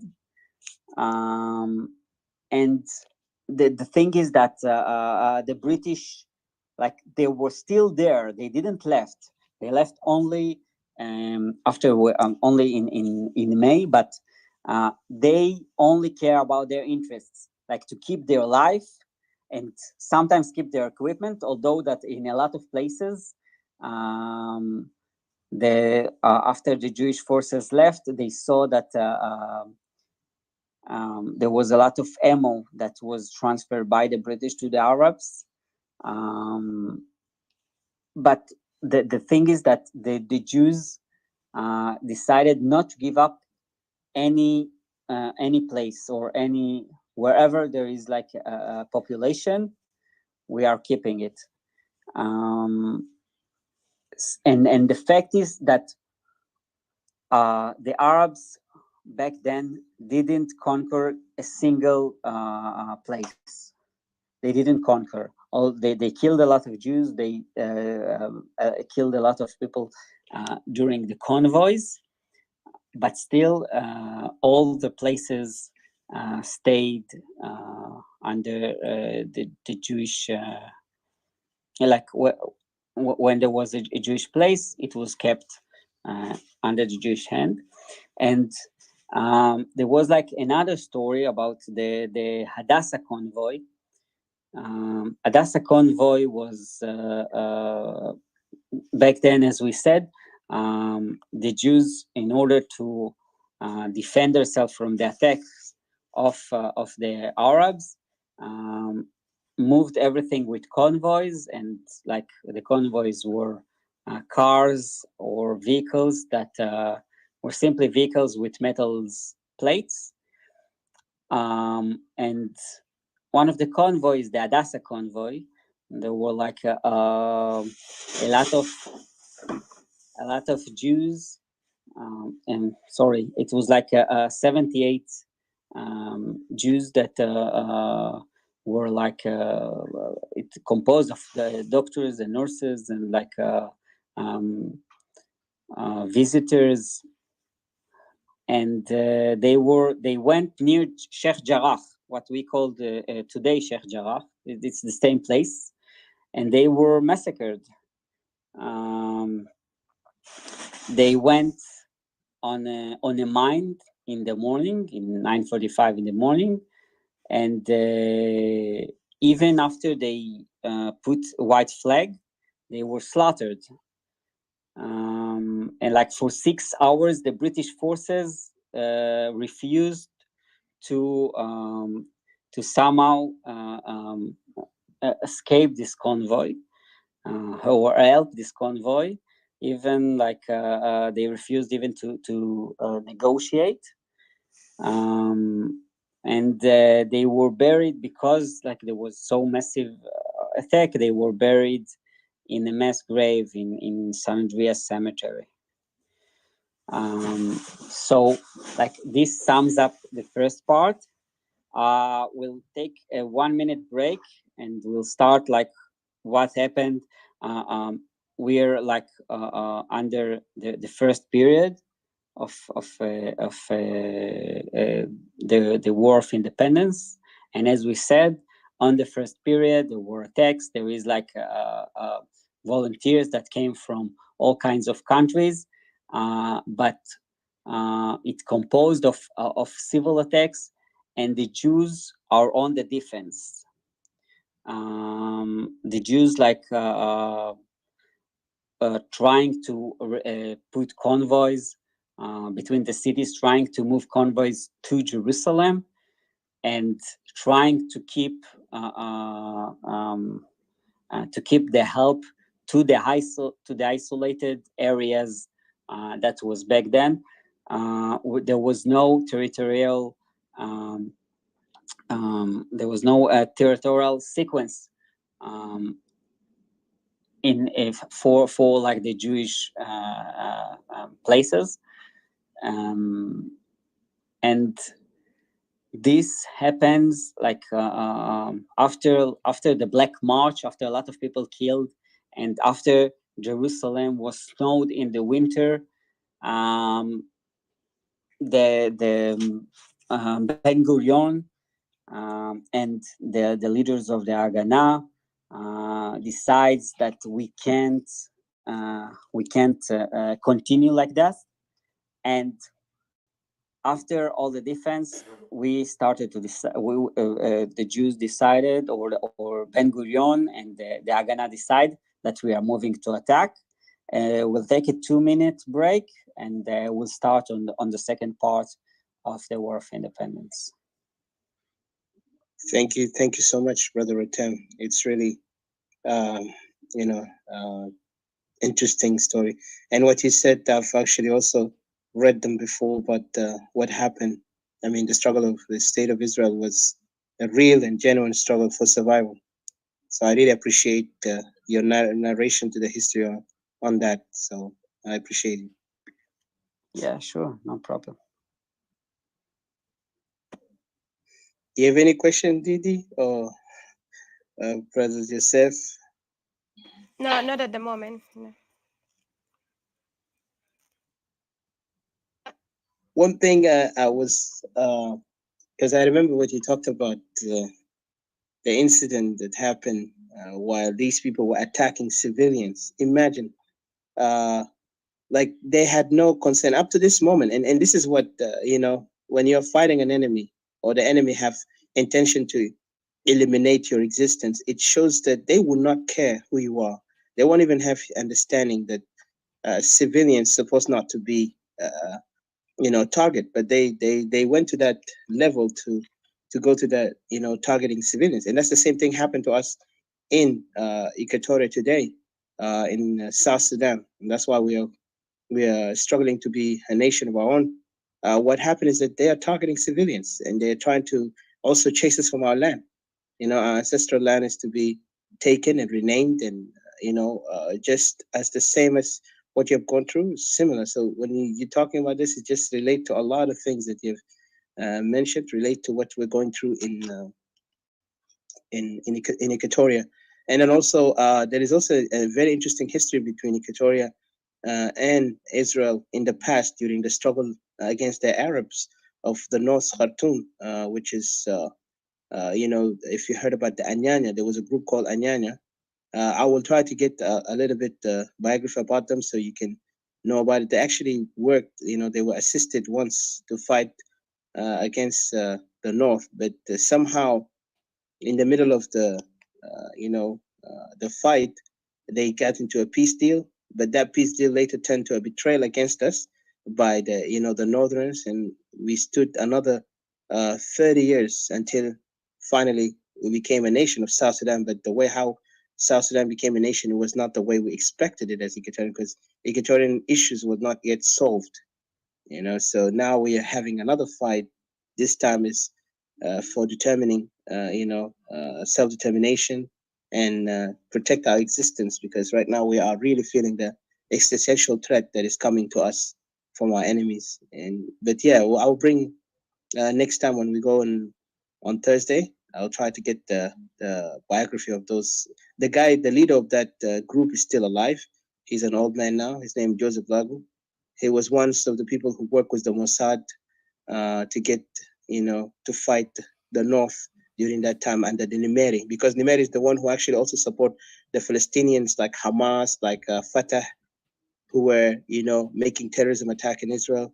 So there is a lot in that moment that Equatorians and Israel saw eye to eye that they have to fight, the enemy who's threatening their existence, from both sides. So yeah.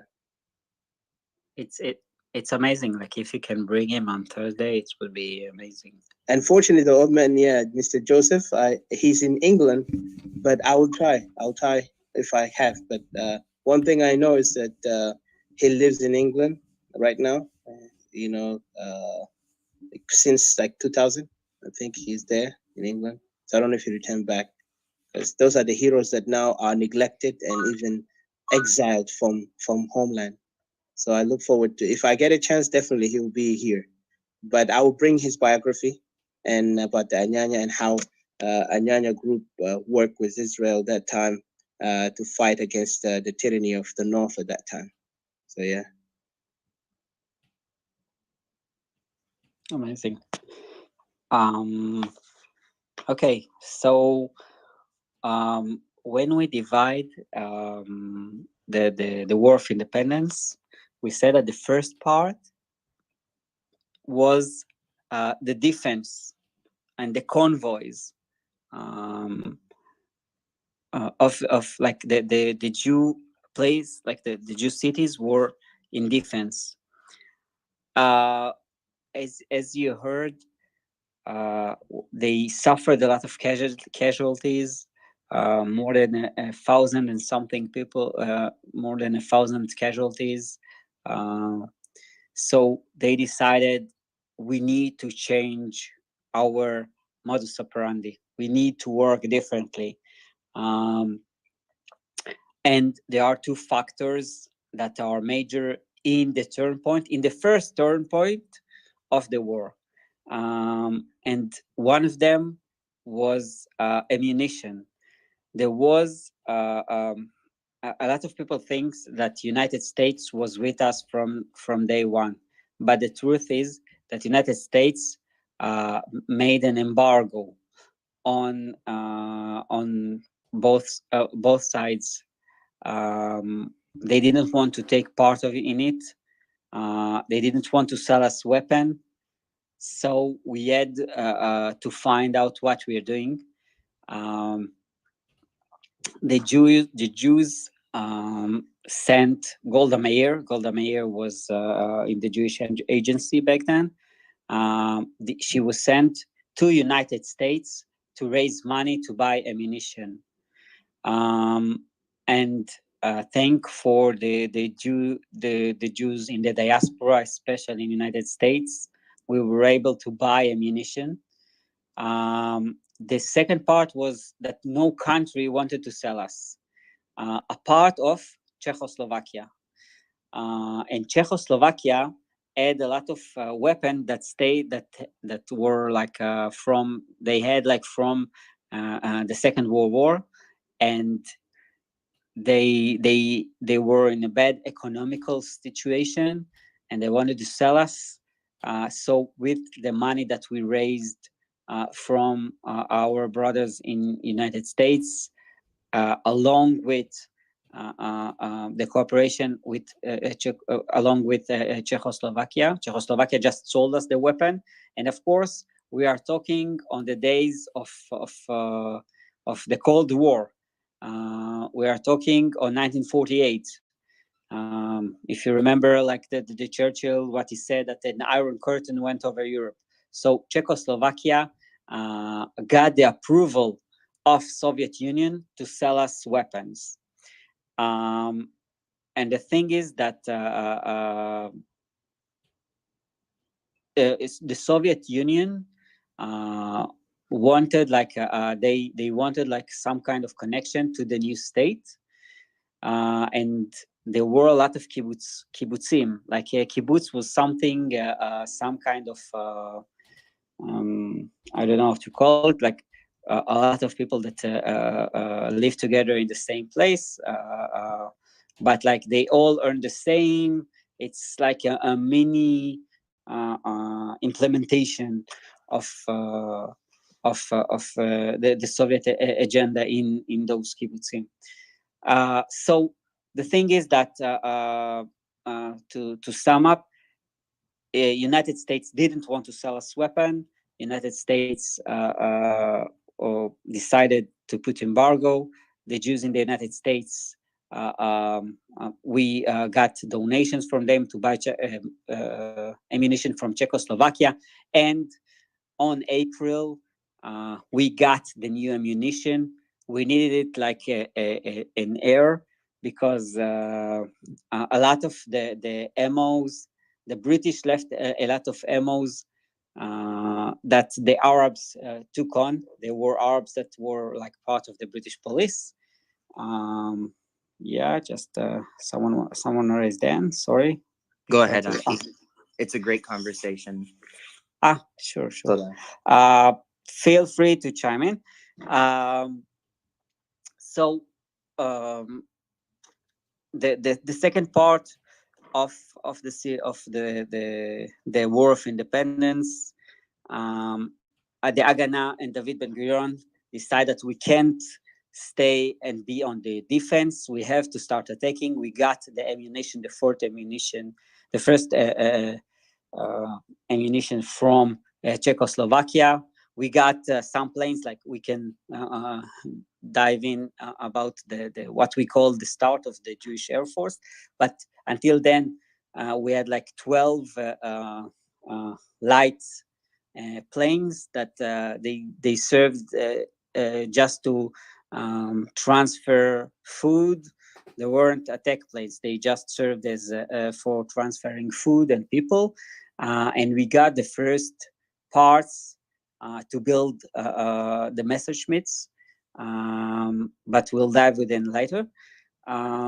So with this ammunition, there is like a lot of people started to start new battalions. A lot of volunteers came from abroad. Some of them were Holocaust survivor. Some of them were from Cyprus, from the places, the detention place that the British sent us. So there was like battalions of those volunteers. So at that point, there was a decision that we must go to the offense, and the offense says, Ben-Gurion said that we have to have Jerusalem. We can't afford to lose Jerusalem, because Jerusalem for us is a key point, morally and not only morally, but it has like to be a part of our nation. And just a quick reminder, on the first when the United Nations in 1947 decided to divide the land, they said that Jerusalem will be a city that under the United Nations, under foreign eyes. I don't know like how to say it. But the Arabs weren't going to let that happen, and the defender of the place his name was Abd al-Qadir al-Husseini. He was a part of the tribe of Haj Amin al-Husseini, which Haj Amin al-Husseini was the big mufti. Back then, during the Second World War, he met with Hitler, he met with Mussolini. He was interested in he at the radio were trying to support, like make the Muslims support the Nazis and the fascists in Italy. And he was Abd al-Qadir al-Husseini. The Husseins was a big family, and he was he was responsible for Jerusalem area. And there was a decision that we are going to remove the seed, Operation Nachshon. Nachshon is like it's a symbolic Nachshon, like when in the Bible, when the Jews wanted to when Moses opened the sea for the Jews, the first one that went, his name was Nachshon ben Aminadav. So they decided in the 5th of April 1948 to start Operation Nachshon. And it's in the first time they started to assemble a force of 1,500 people that will move village after village. And I think like they were like try to take especially the castle. The castle was a major point that was under Abd al-Qadir al-Husseini. And at the first, it was conquered by the Arabs.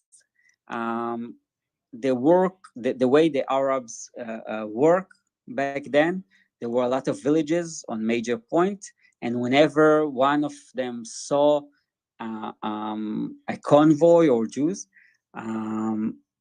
he started to put a siren. I don't remember its name in Arab, but they like call and to bring all the villages from all the places. This is how they massacred the 35 convoy. So we started with Operation Nachshon. It lasted like for a week. After that, there was Operation Arel. During this period, this is like what's going on in Jerusalem during this period. The rescue army by Fawzi al-Kaukji is attacking in the north in order to block the way from Wadi Milk to Haifa. And there was like the Battle of Mishmar HaEmek. They like bombardeered Mishmar HaEmek, and we were like the same thing. We were on the defense for a few days, and afterwards Yitzhak Sadeh, one of the generals back then in the Haganah, took the command and attacked back the major force of Fawzi al-Kaukji. And this is like started what we called the Operation Nachshon was the first, but it started what we call the Operation D, Tochni Dalet. And the idea of Tochni Dalet was to start occupying territories. We can't afford the idea of the leaders back then is that we can't afford that we have a lot of places that are detached, and we have to put convoys in order to bring them food and in order to bring even a medical supply. So after Operation Nachshon, after they broke the road to Jerusalem, they started, and Jerusalem for us is a symbol. It's like to lose Jerusalem, a part of the fact that there were, at the same time, there were 100,000 Jews. Like when we are talking that the whole population, the whole Jewish population in Israel was 600,000 Jews. So 100,000 Jews were under blockade in Jerusalem, and they were in physical danger. Not removing the blockade from Jerusalem would, I think, in my opinion, a hit that we couldn't stand. It was 1/6 of our population, and it was like losing the major symbol. So we had to break it. This was like the key point, and this is something. This is a thing that Ben Gurion always mentioned and always returned to in what he said. We have to defend Jerusalem, and we are talking about losing in this place. Losing in Jerusalem means that this population would have been erased. The Arabs back then didn't talk about evacuation. They talk about killing the Jews, and a lot of the Arab leaders during this part of war told them, "Don't worry." Told the Palestinians, a lot of Palestinian refugees came from the place of. They were told by the Arabs that was there at the same time, "Don't worry, evacuate yourself. After we'll finish, you can go back into your city." And I think, like, if I can take a major point or a major turnout in this war, I think that Jerusalem, like removing the blockade on Jerusalem, is one of the most important parts that we had back then. And Operation D or Tochni Dalet started, and in this operation, we are starting to create this territorial sequence. We cannot allow ourselves anymore detached places. And another thing is that the British are evacuating. The British are started to leave the place because, as we remember, the United Nations declared to divide the land between Arabs and Jews. And from that point, they were supposed to evacuate even back then until August. And they even rescheduled, the British rescheduled their living on the land. They didn't want to be here. The British, just to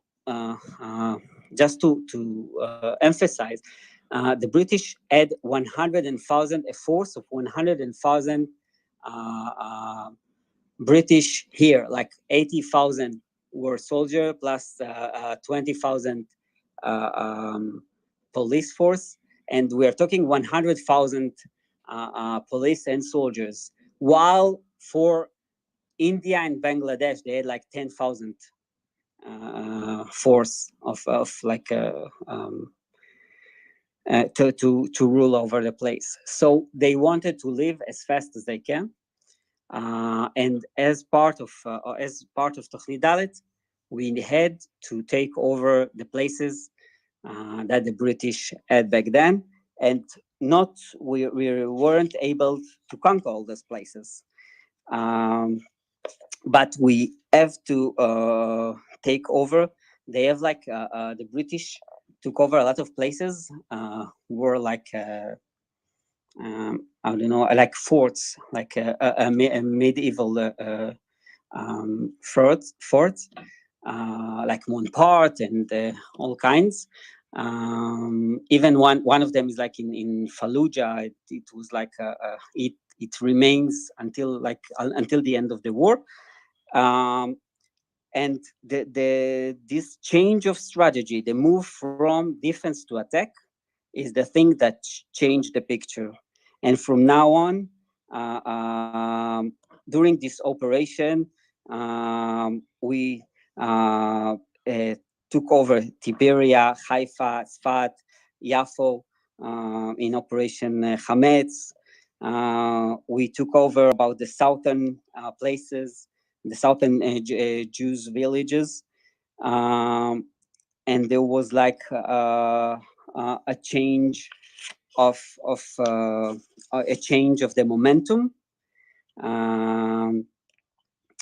And Tiberia like was the first city that the Arab population evacuated. They went for Syria. First time that an Arab city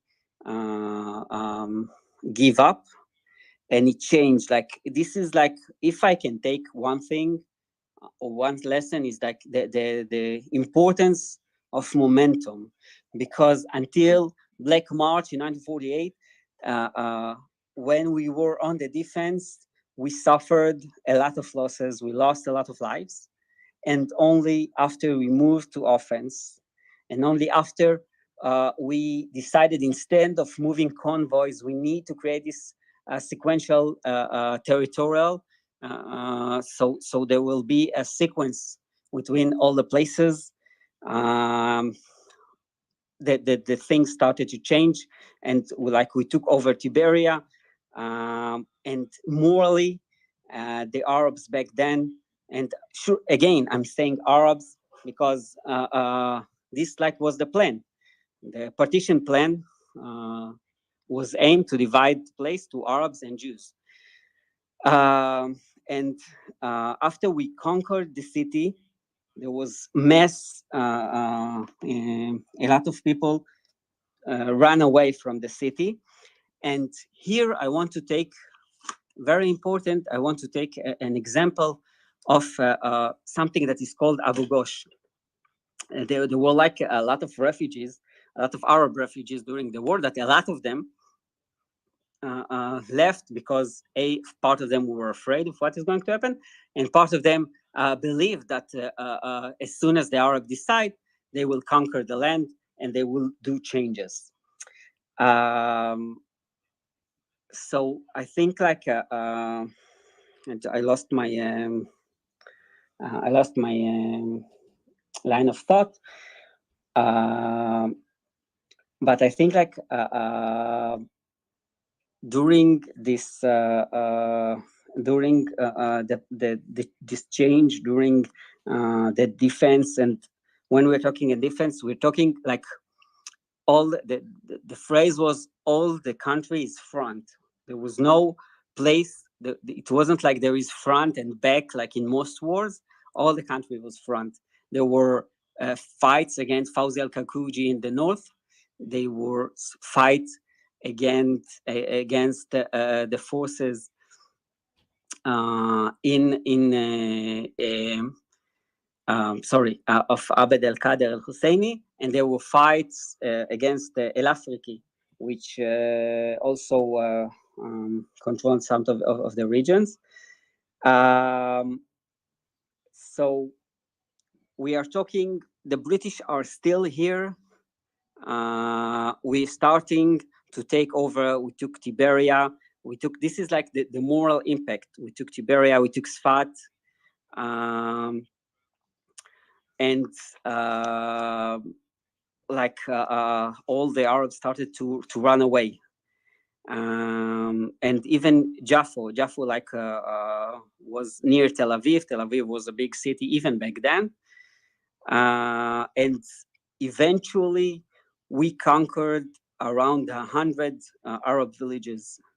And we, during this war of independence,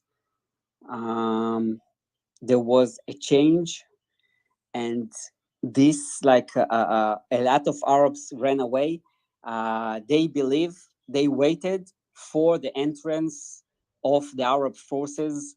At the time, we are talking about a few Arab forces, and during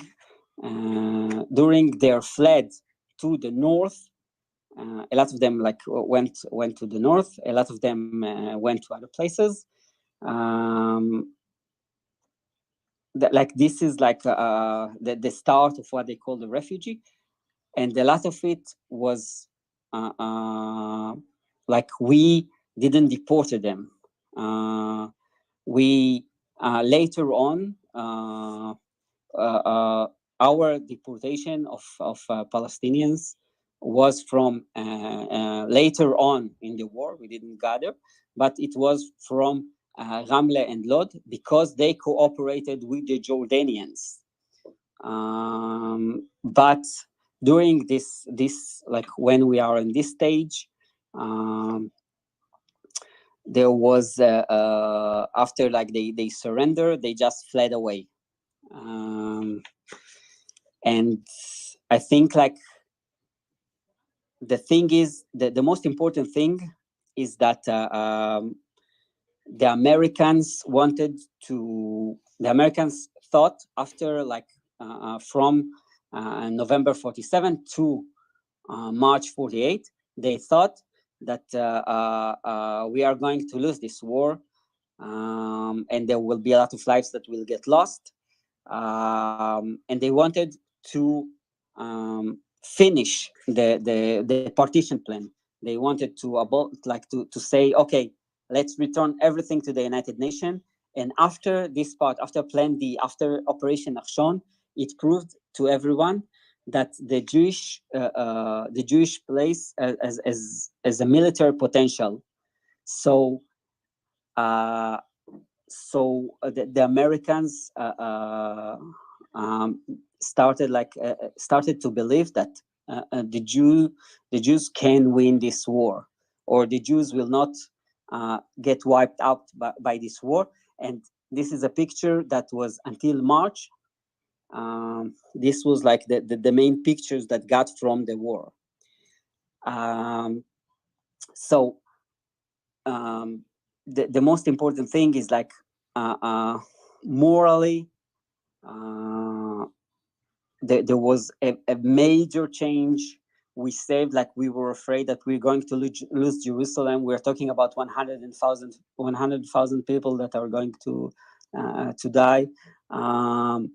It was, and now the most important thing is now that we don't have any more isolated territory. We have, like, a sequence of territory, and we can defend it. And I think, like, this thing, at this point, Ben Gurion, at this point, on May 15, 1948, Ben Gurion declares about the state of Israel. Until now, all the war and all the things we talked about was without the declaration of the state of Israel. Only now, Ben Gurion decided to declare. And the thing is that the Americans said, don't declare. Like, there was a great pressure not to declare on Israel as a state. But and, like, for this thing, in my opinion, it will will always be one of our major leaders during of Israel and of the Jewish history.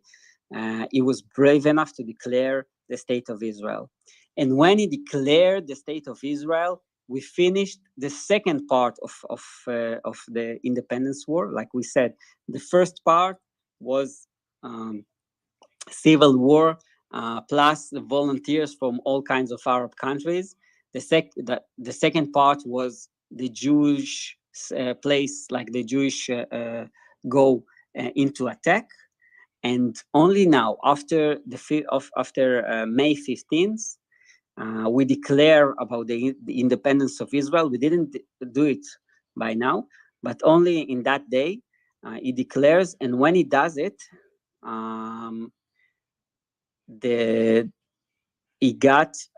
we are getting attacked. This start like the third part of the war, and we are getting attacked by 6 armies, even more. We are talking about Egypt from the south. From the west, we have Iraq and Jordan, and we're talking about a real army. It's not an army of volunteers. It's an army of states. And we attacked from the north by Syria. And this start the third part, like after the Jewish, like this is like what I most important, I think, for me to emphasize is that the fact that there were so many stages to this war. Like I can talk to you about different wars, and usually it has maybe a step 1 or step 2, but here like we're going to the third step, and in this step there is no more volunteers. The Arabs, the army of the Arabs, or the Arabs that surrounding Israel, they starting to understand that it's either they go into Israel and abolish it, or Israel will not lose, because as we said, we took over a few cities. We created this territorial sequence, and we declared the state of Israel. And the thing is that just like the thing is that even at that place, we didn't want war. Even in that place, when we declared about Israel, there were still questions what to do with Jerusalem, or bring it to the United Nations, and maybe after we declare about Israel, maybe then we can negotiate about peace. But there is no peace. The response of the Arabs surrounding Israel state is one. The response is war. And I think like the thing is that a lot of people talk about the borders of 48 or the borders of 67, but the war of independence was ended with truth, not some kind of peace, not just truth, which means that what we call the green line is something that is only symbolizes the stop of wars, or the stop of the military conflict for that point. So like this starts the invasion of the armies. We'll do a quick a few minutes recess. We'll talk about this part like for a few more minutes, and I think like we'll continue. We'll do like a more dive in on a lot of parts. Like there is the bombing on Tel Aviv, and there are a lot of things that we can dive into. But I just like I'll take a 5-minute recess. I'll finish the part of the invasion, and we'll stop there, and we'll talk about it later on. If you have any questions, like after this 5-minute stop, feel free. Thank you. Yes, please return. Thank you so much. We can give you the 5 minutes break. Yeah, it's really interesting, the whole narration of the story you've been telling. Yeah, after the 5 minutes break, probably we will have some questions. And if anybody have something to say in the meantime, you're welcome. CJ, if you're here, or Yusuf. Did Did I pronounce your name right? I'm sorry if I pronounced it wrong. Um, Yosef, I think. Yosef, Yes, Yosef, yeah, yeah. yeah, Yosef, yeah, that's correct. Yosef. Now, I really just want to thank you guys for having this room because I really find it fascinating, and I don't have any questions at the moment. I'm just listening. So, thank you guys.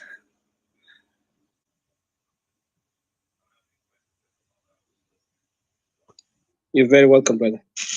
Um, we might have question later for brother Rotem in a moment after the 5 minutes. So thank you. Thank you so much, brother Rotem, for your time too, for giving us your time to narrate the history of Israel and what can we learn from it as Equatorians who are also calling to be a nation. I think we have similarities, like I said, in that matter of facing different attacks from different sides.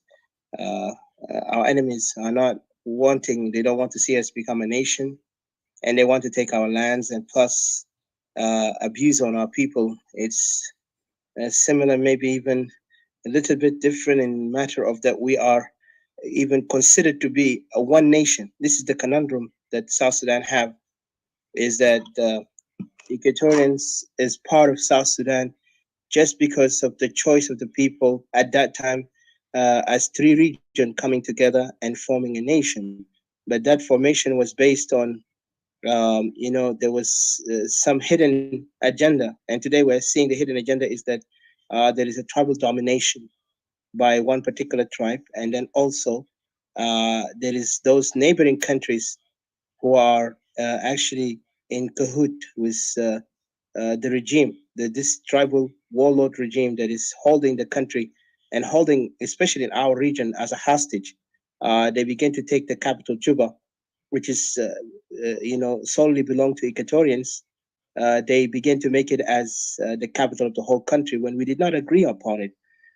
So plus Juba is, yes, it has a historical significance in the past in South Sudan in general, but it wasn't supposed to be the capital. The capital was supposed to be in some place else within between Upper Nile, Bahr Ghazal, and those areas. And Equatoria will be, have their own capital. But unfortunately, this thing did not work. That's why you see, and then also you have the international community did somehow support blindly this tribal regime, thinking that these people are really fighting for freedom and equality and human right, but unfortunately they turn out to be villains, and they're not different from the northern neighbor, which is Khartoum, Sudan, who we exited or we have seceded out of it years ago, and now we are, living in another nightmare. And what we are now looking for is to opt out from this country, and we don't even consider ourselves to call ourselves South Sudanese, nor we even want the name Sudan to be in our, identity, because Sudan is actually it was given as an insult historically. It means the kingdom of blacks, which we know ourselves to be Kushites. We were not known as Sudan. The kingdom of Kush was a big, empire in the ancient time. But of course, through invasion and through also Arab invasion and the Ottoman Turk invasion, have played a role in dividing and breaking apart this kingdom to the point that our people, the Kushites, have had different kings and all that, and then later, even Equatoria is actually a name that because we fall in the equator, so we accepted to accept the Equatorian name better than Sudan. Sudan was an insult name. It wasn't based on a name that we chose, the Kingdom of Blacks, which is ridiculous. This is what they did to our ancestors. And of course, now we have come to the understanding, even South Sudan says the Southern Kingdom of Blacks, which is ridiculous in Arabic, South Sudan. So, so we don't accept it. Some people, they want that name, but not us. We will not accept it. So yeah, but definitely we're going to narrate our struggle and the genocidal attack that happened to our people, because that's why we see a lot of connection with our brothers in Israel of how they fought for their freedom after the Holocaust. They had to struggle for centuries to come back to the promised land, to their, you know, you know, the ancestral land, and finally they took it, and they took it by, not easily, but of course, he showed in this narration that the will of the people of Israel have made it happen, and that's an inspiration to all the struggling people in the world. Anybody who believes in freedom and equality and human right, they will definitely want to, see an inspiration like that to even see a better world. Because I know Israel never thought of fighting their neighbor, but it was forced to, and to exist, because your existence on a threat under threat. The same thing we see ourselves also. Even for us to exist, those people who who see us like we cannot separate, we cannot be a nation. They feel like why we want to be a nation. That's like you don't have authority on us. We decide. We the people decide. Based on our suffering and based on how we feel ourselves under threat. So yeah, but I appreciate you so much, brother, and thank you. Go ahead. I hope I didn't take long. Thank you so much. No. I would love like to hear your stories. I like to hear narration about what you're going through, and I truly hope that you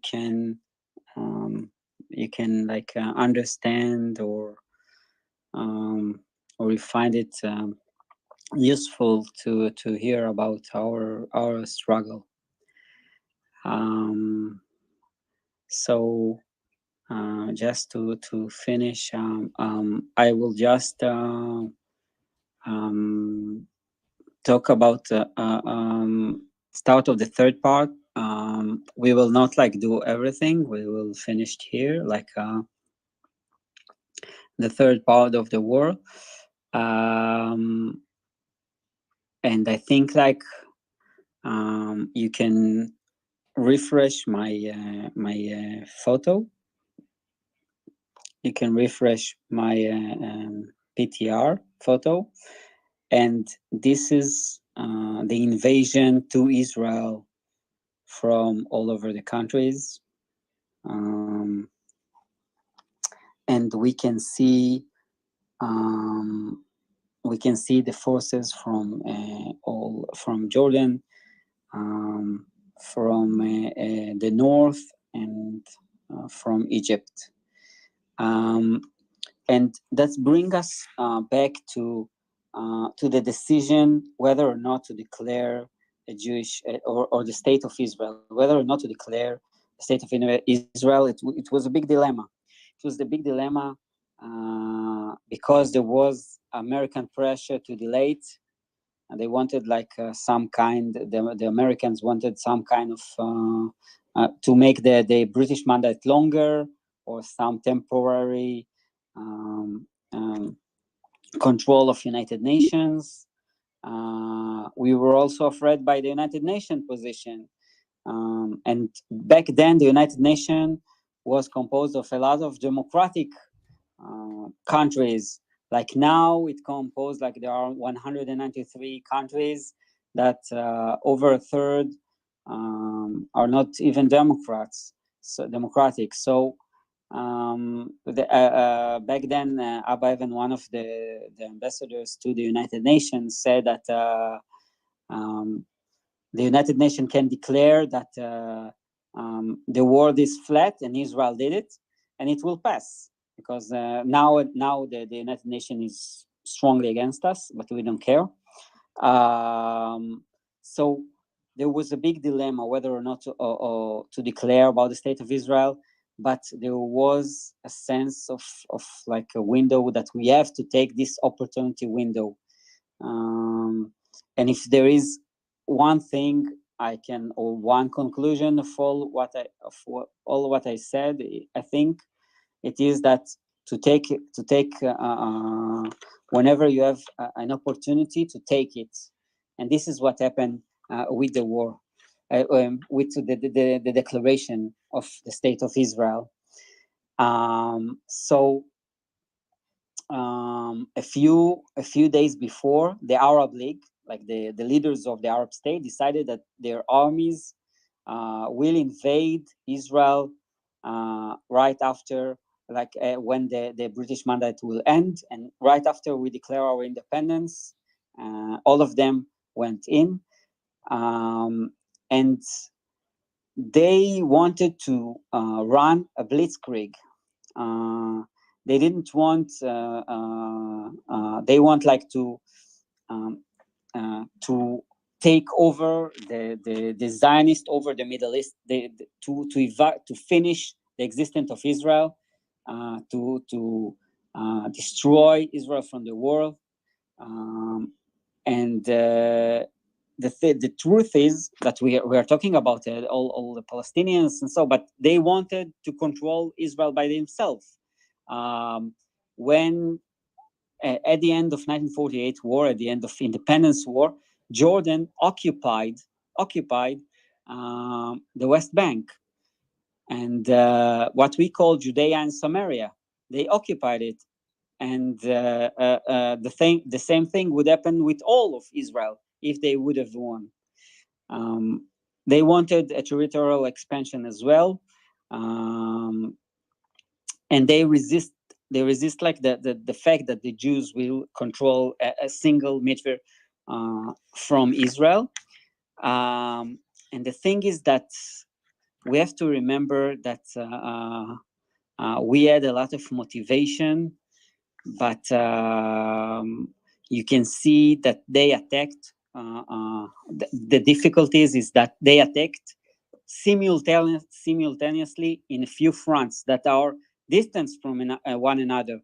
You can see that even in the south, there are two arrows, one from the south and one from the middle of the south. You can see that from Jordan, they come like scissors to attack Jerusalem from north and from south. You can see that they have like a topographic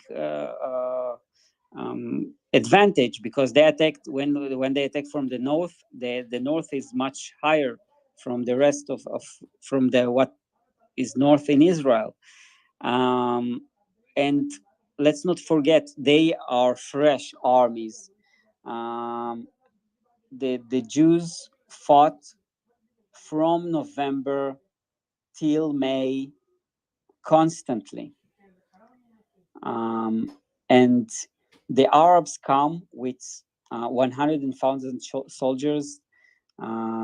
They came fresh. They come with 14 planes, attack planes. Like as we declared, they already attacked. They bombed Tel Aviv. They had 40 tanks. We had like our armed vehicles were metal plate on regular vehicles. They had like the aerial advantage. They were trained. They didn't fought till now actually, and the Jordanian Legion was the most trained legion in the area. It was trained by the British Army, and the British was back then. They were like a very powerful force, not only in the Middle East but in the world. And the Jordanian were trained by the British, and we had to fight with all this a lot of forces, fresh forces, tanks. They had like guns. We didn't even have fire planes. We didn't have tanks, and they like a lot of Arabs at the beginnings before the embargo. They had like Western weapon, while we bought a weapon from Czechoslovakia. We sensed like there was a lot of fatigue, and during this we also started our country. We wanted to start a country, so everything was against us, but we had a strong motivation, and how we did it, and how we survived this major part. I think this part will continue on Thursday. It's like it's a great story as well, but I think like it's we can talk about it, about all the operations of the first, and the fifth part of the War of Declaration. And that's it. Like, if you have any question, or like or things that you want to dive in, or to make clearer, then it would be great. Awesome. Thank you so much, Brother Rotem, again, for this great narration about the history of Israel, how it became a state. I think Mr. CJ had a question, but also I have something I want to ask you, based on, you said United States kind of like put the embargo when you were struggling to get weapons. And at that time, did US politically had a strong support? Because I know, from my understanding, they did. But from what at that time the people of Israel, before they became a nation, did they see the United States was actually able to, or were showing any friendliness to it? Yes, Israel must be a nation, and because even you said they were afraid even for that word, for why Israel have to be a nation immediately like that, because they kind of like, it sounded like they were panicking that it's not the right time for Israel to be a nation. So what was the thought in that moment, especially maybe for the elders in that time, in that generation? Thank you. So I think I don't have a one answer. I think like it's like you can interrupt it, interpret it like in a few ways, but there was like sympathy, but not sympathy that we can do something with, you know. They didn't agree to bring us weapon. They voted for the partition, the partition of the United Nations, but that's it. Like, we raised money, thankfully, for our brothers in the United States. I think in a few more places, but I didn't got any sources for that. But like, if we had lost this war, then I don't like United States would never would do nothing for us. People don't know, but in 1948 there was embargo. Even in 1967 we had Mirage. We bought planes from the French, and after the 1967 war, the French decided not to sell us any more weapon, and gradually we built connection with United States. And in 1973, the weapons that they sent us, there is like a lot to talk about the relationships between the United States and Israel. But if I focus on 1948, it was like some kind of sympathy. They were panicked when they thought that we are going to be annihilated. But that's it. Like, there was like no military intervention, or even like they didn't sell us a single bullet. So we had to deal with it. And it's like we had a part of Czechoslovakia, we couldn't buy like weapons. Most of our weapons was from East Europe. And like, this brings me to another point, a point that is painful in Jewish history. And this is the fact that during the war, there was a ship that was called Altalena, and the Ben Gurion back then, like, I have a lot of positive points for him, but this like was something negative.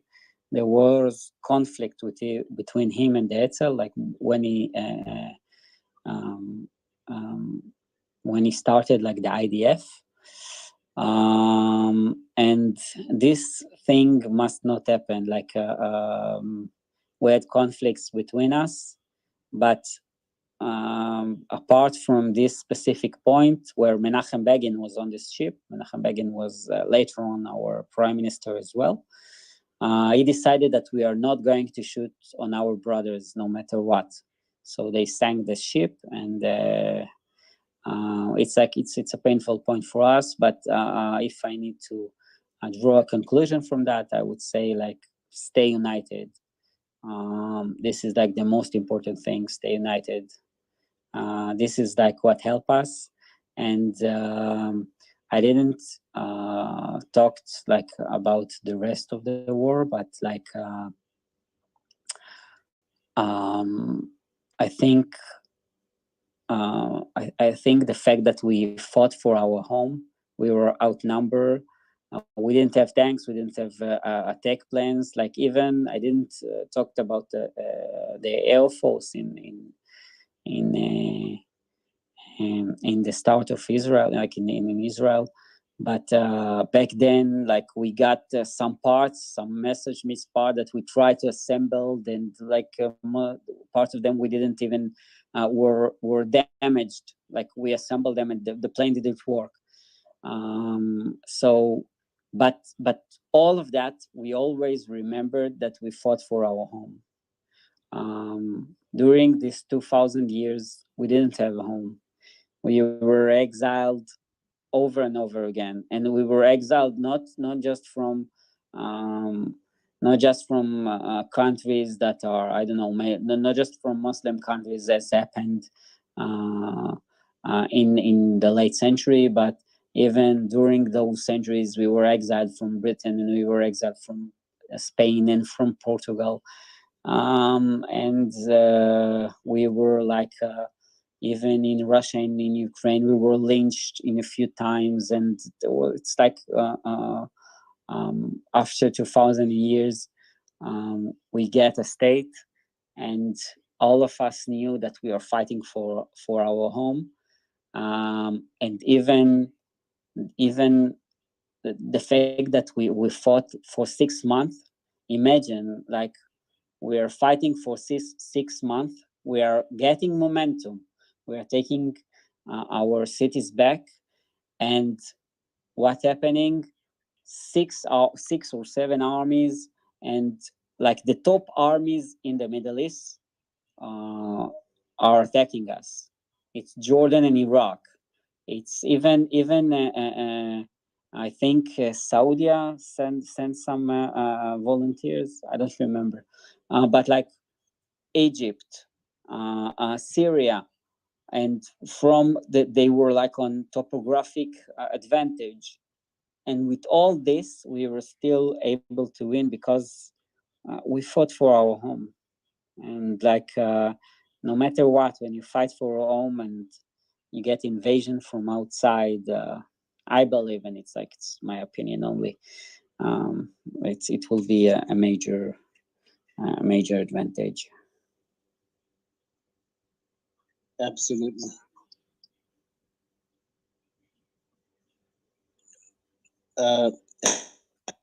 There was another question, but I forgot. I'll try to remember it later. Mr. CJ, you have anything to say? Mr. Youssef, Didi? I don't hear Mr. CJ. I think. Do you have any other device you're connecting? If you can, because I don't hear you at all. Now I hear you. Hello. Am I clear? Yes, sir. Yeah, we can hear you, CJ. Thank you. Yeah, let me say greetings to you, gentlemen, ladies and brothers and sisters, ladies and gentlemen, and our special guest, Rotim. Am I right? Brother Rotim, Yeah. and Yeah. Rotim, Didi, Ladises, and Yosef, and all who are watching us, at the bottom as well, the back row. Yeah, indeed, I'm proud of you, gentlemen, brother Rotim. What a wonderful history that you have just brought it up, narrated to us, it's indeed, a very, it's a struggle, for surviving, and you did it.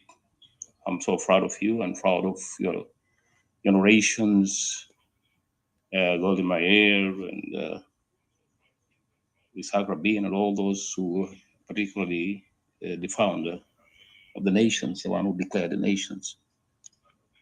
So there's no word that I can be able to say, but other than that, let me just get to the questions. It's good for you to join us.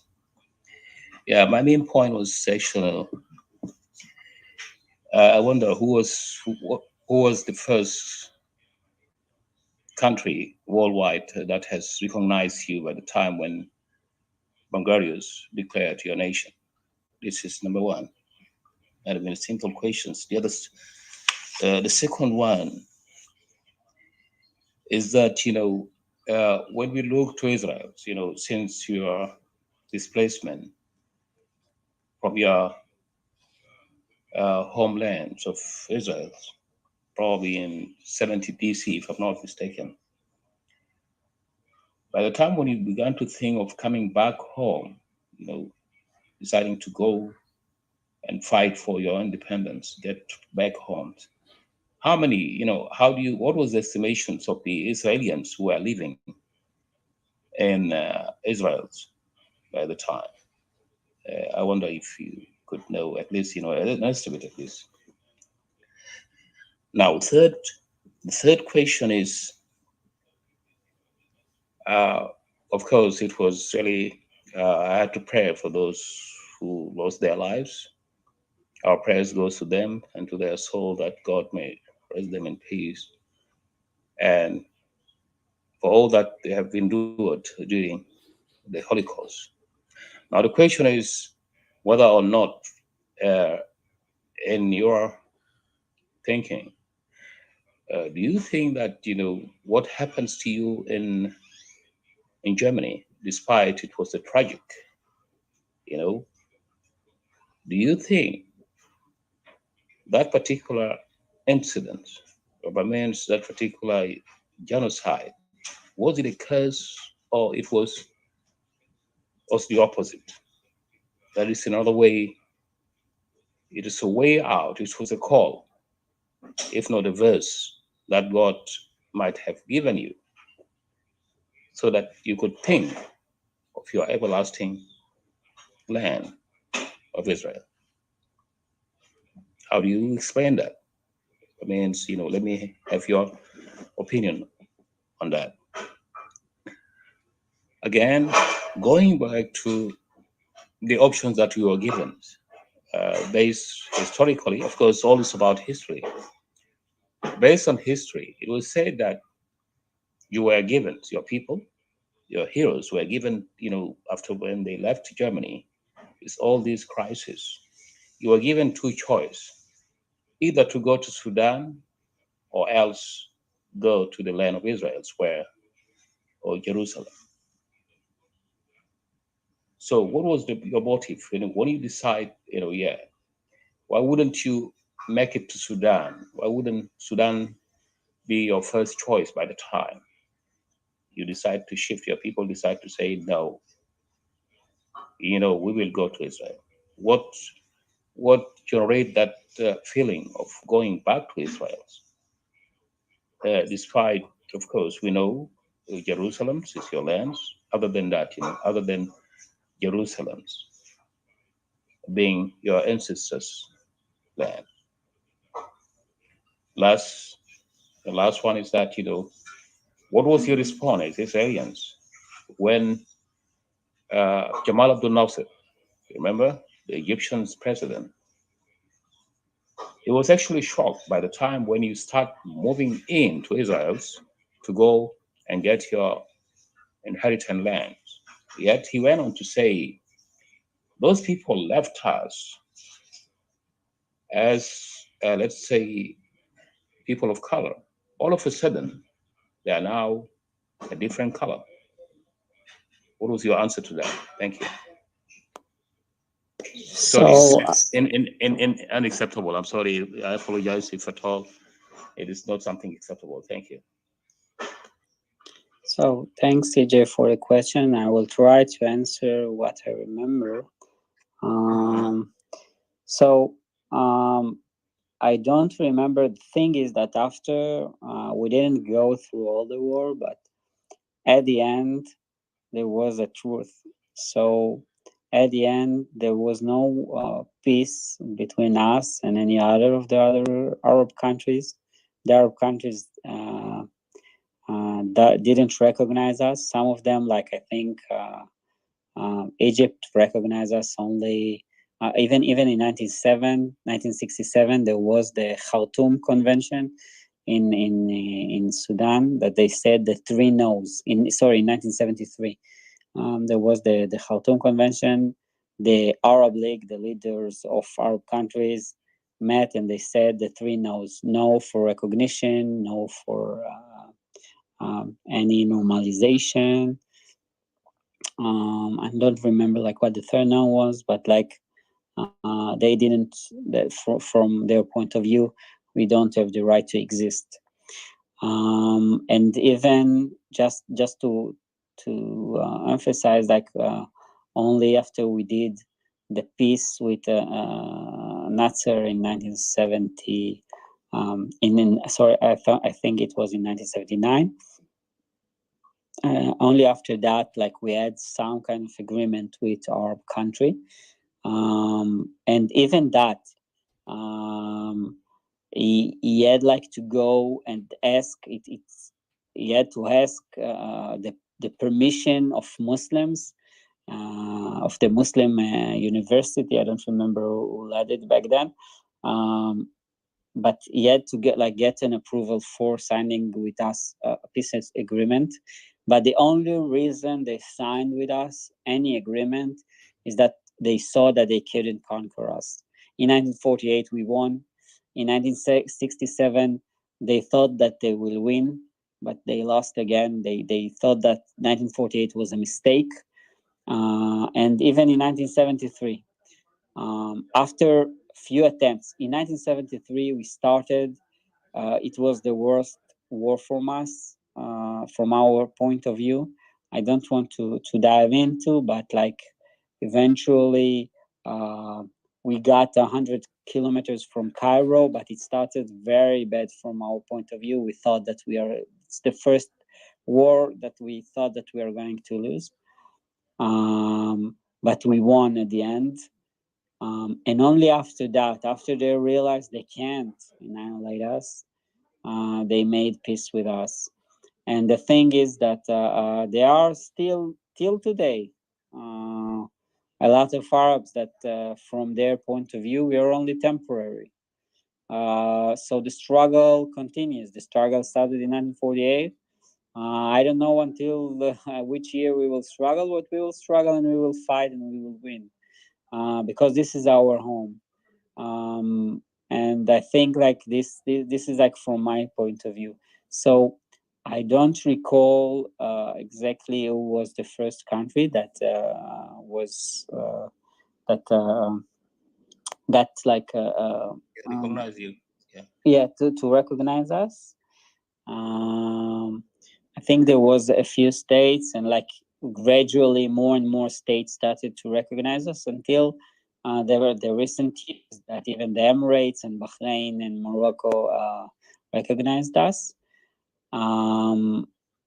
This is like from this point. The other point is like Jews from the diaspora would go only to Israel because this is our homeland. There were suggestions to put us in like I think it was in some part of Kenya back then. Like it was named Uganda, but like back then it was part of Kenya or something like that. There was a suggestion of Argentina, but the truth is that the only reason a Jew will leave the place he will go to his home and leave the place that he's currently founded in is for Israel. This is like the place that we dream of. It's in our praise. it's in like everything we do is Jerusalem and Zion. Like Jerusalem is in the Bible like 600, more than 600 times. In the Quran, it doesn't even mention once. So I think like for us, it was only for Israel. And as I mentioned, I don't know like if you were in the room as we started, but the key point in the War of Independence was Jerusalem. And for us, losing Jerusalem could mean losing the war. And like it's a key point from us. And like there are wars that you cannot lose. And I think like when you fight for your home, and like maybe we see it like in more wars, but I can only talk about my, I don't know, our Israel, that when you fight for your home, you don't give up. And even like in 2000 and in like in 1994 or 1996 2000 until 2002, I think there were terrorist bombers that like blew buses. You couldn't get near a bus in Israel. There were tons of terrorists. Like even yesterday, there was like an ISIS terrorist that started to shoot in a major city named Hadera in Israel. So I think like the fact is that we fight for our home, and we will not give up. We will not move an inch, and we will fight with all what we have. And this is advantage to help us win a war against six fresh armies, because they didn't fight for their home. They just want to take the land and cut it to pieces. Like all this Palestinians thing is like bullshit. They just wanted to cut part of it and take it. And we struggle for our existence, and we will keep fighting for our existence. And I truly hope that like we're fighting for our homeland, and I know that you guys are fighting for your homeland. So I truly hope that you guys will succeed as we did. Proud of you, yeah, indeed. I'm very proud of you, young man. You're now there. You have a lifestyle of how to deal with your enemies, those who are around you. It's like, leaving your house, all of a sudden you could see bees coming around all over. Yet, you didn't give up. You went on, you know, strongly, and you managed to get in to your house back again. Yeah, that's something great. So, there was a question that, how many Jews were here by the time when you decide to get in back home? So there Were there Jewish populations by the time? I believe there were some Jews who were living in Jerusalem by the time. yeah, like So, during do you have any estimates or no? before the war started, there were 600,000 Jews and 1.2 million Arabs. And during the war, we lost 1% of our population. Out of 600,000 Jews, we lost 6,000. This was the outcome of the war, but we fought and we won with a dear price. Yeah, historically, before you could come back home, what was the ongoing history, from the people, from your people when they were in Germany and scattered all over the world? What was your talk mainly? Were you thinking about your homeland, or there were no any kind of that kind of dream? Were you been thinking? So there was population I mean, those who are in before you, Israel. not you, of course. You're a new, yeah. You may be a newborn. I mean, those your ancestors, those who are before you, who have already gone to their rest. Yeah, so there was a population that lived throughout the years, but as I started the room, I said that the Israel was conquered several times, and it was started like the Romans took like they finished the rebellion and they changed our name and like took us. You can see that there is the Victory Gate in Rome until today, and you can see that they are holding the menorah. It's like it's a piece from our temple. That's like that is engraved in the gate in Rome.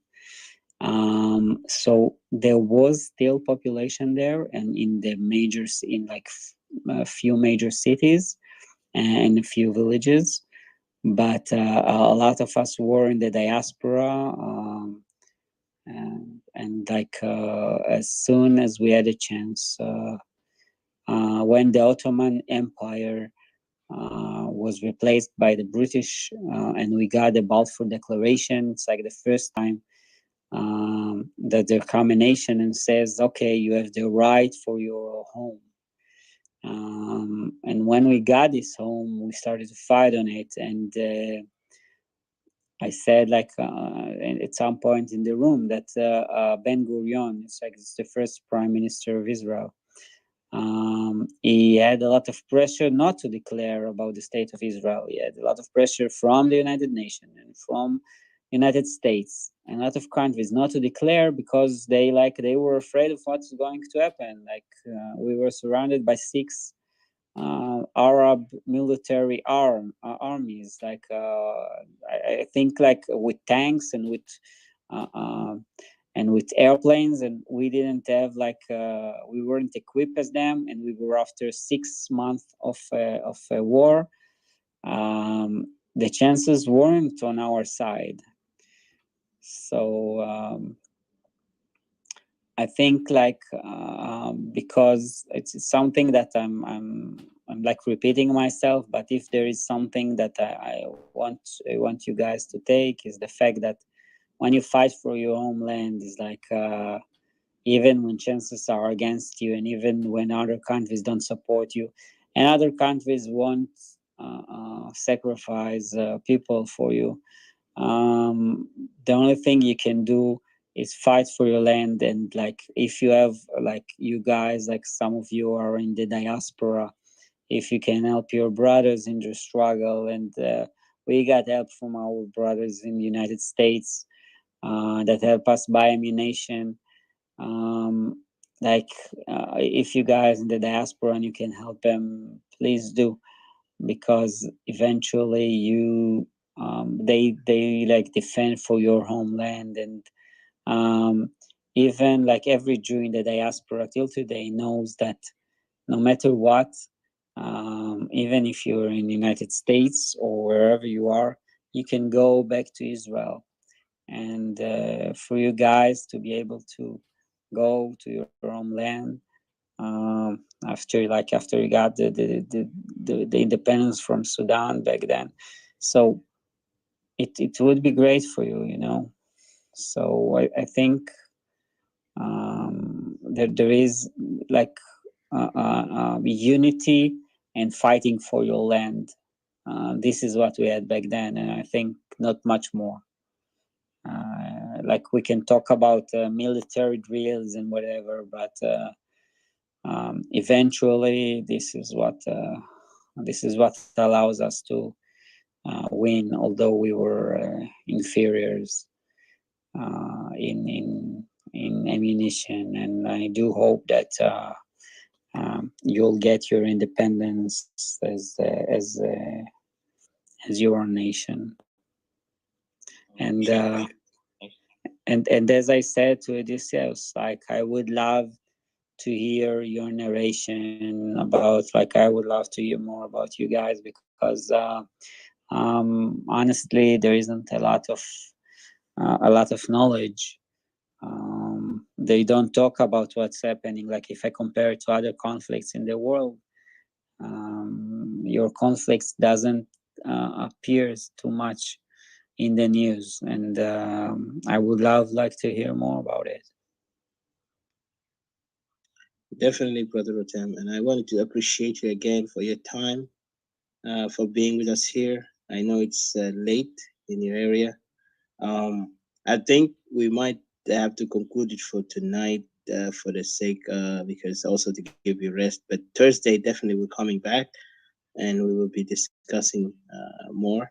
And you also continue the narration. I have some questions also. I think, I don't know, I'll reserve it for next time. In particular, England, the way how they treated Israel when they were, uh, fighting for their land, their ancestral land, and what happened is that it seems like England was not cooperative, was not supportive. It seems even like when you talked about David Ben Gurion, the late president of Israel, he was one of those resistant movement. I think there was also one thing that he was. I think I don't know if he regretted, because there's a book. I did not finish it, but I was read that he about the the incident in the hotel. Is that him? That was him, right? I think that was him. The hotel that was blown up, and then there was some Israelis also were casualties. Is Yes, that true? Am I correct? Yeah. it's the King David Hotel. Yes. What happened is like at some point, the British started with the Balfour Declaration, and at some point they were hostile. So there were a lot of struggles with the British, because like it's a vast thing to talk about. But the thing is that one of there was a military force. It's not belong to Ben Gurion, because Ben Gurion is the Haganah. There were like the Haganah, the Etzel, and the Lehi. Ben Gurion is the Haganah. Eventually, the Haganah became to IDF. It's a different military group that was back then. I think it was at the Etzel. And like it was the bombing of the hotel. We like there was no intention to hurt lives. They got like a phone call to leave the place because we are bombing it. I think it's I don't remember what was like the sequence of events back then. I can check. But like they called them like 3 times. We even called the French embassy that was near them. The back then like another time, and like the French embassy opened the window because they believed what the Etzel said, but the British was arrogant. They said like you won't tell me what to do. And eventually, unfortunately, it's like it killed also Jews that were in the hotel, and it killed like the British that were there in the hotel. And this wasn't the intention, but because the British were said that they are not going to evacuate anyone, and that they don't care and they don't afraid. It was like it blew up eventually, and destroyed like part of a wing of the hotel. But it's like it's not a wing of Ben Gurion. It's a different wing. It's called the Etzel. Thank you so much, brother. I see here Nancy. Miss Nancy, you have any question for Mr. Rotem? I think after that we will conclude, and we want to appreciate Brother Rotem and Miss Didi and Mr. CJ. If any last word, but go ahead, Miss Nancy, if you have any question or remark you want to say. Thank you. Oh, is she dropped herself, Miss Nancy? Yeah, I don't know if she dropped herself accidental. Give her a chance. Yeah. Hi, Miss Nancy. Are you there? Yeah, unmute yourself.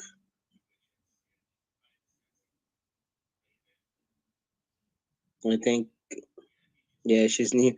Unmute yourself, press the mic on, and so if you want to have anything to say, please go ahead.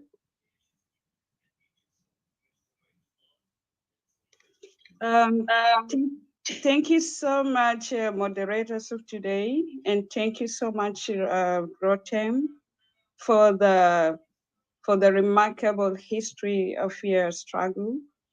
I have a question. My concern is, like, of course, when you're preparing for such a war with another country, with several countries who are very strong, my concern is basically goes for some basic necessities like food.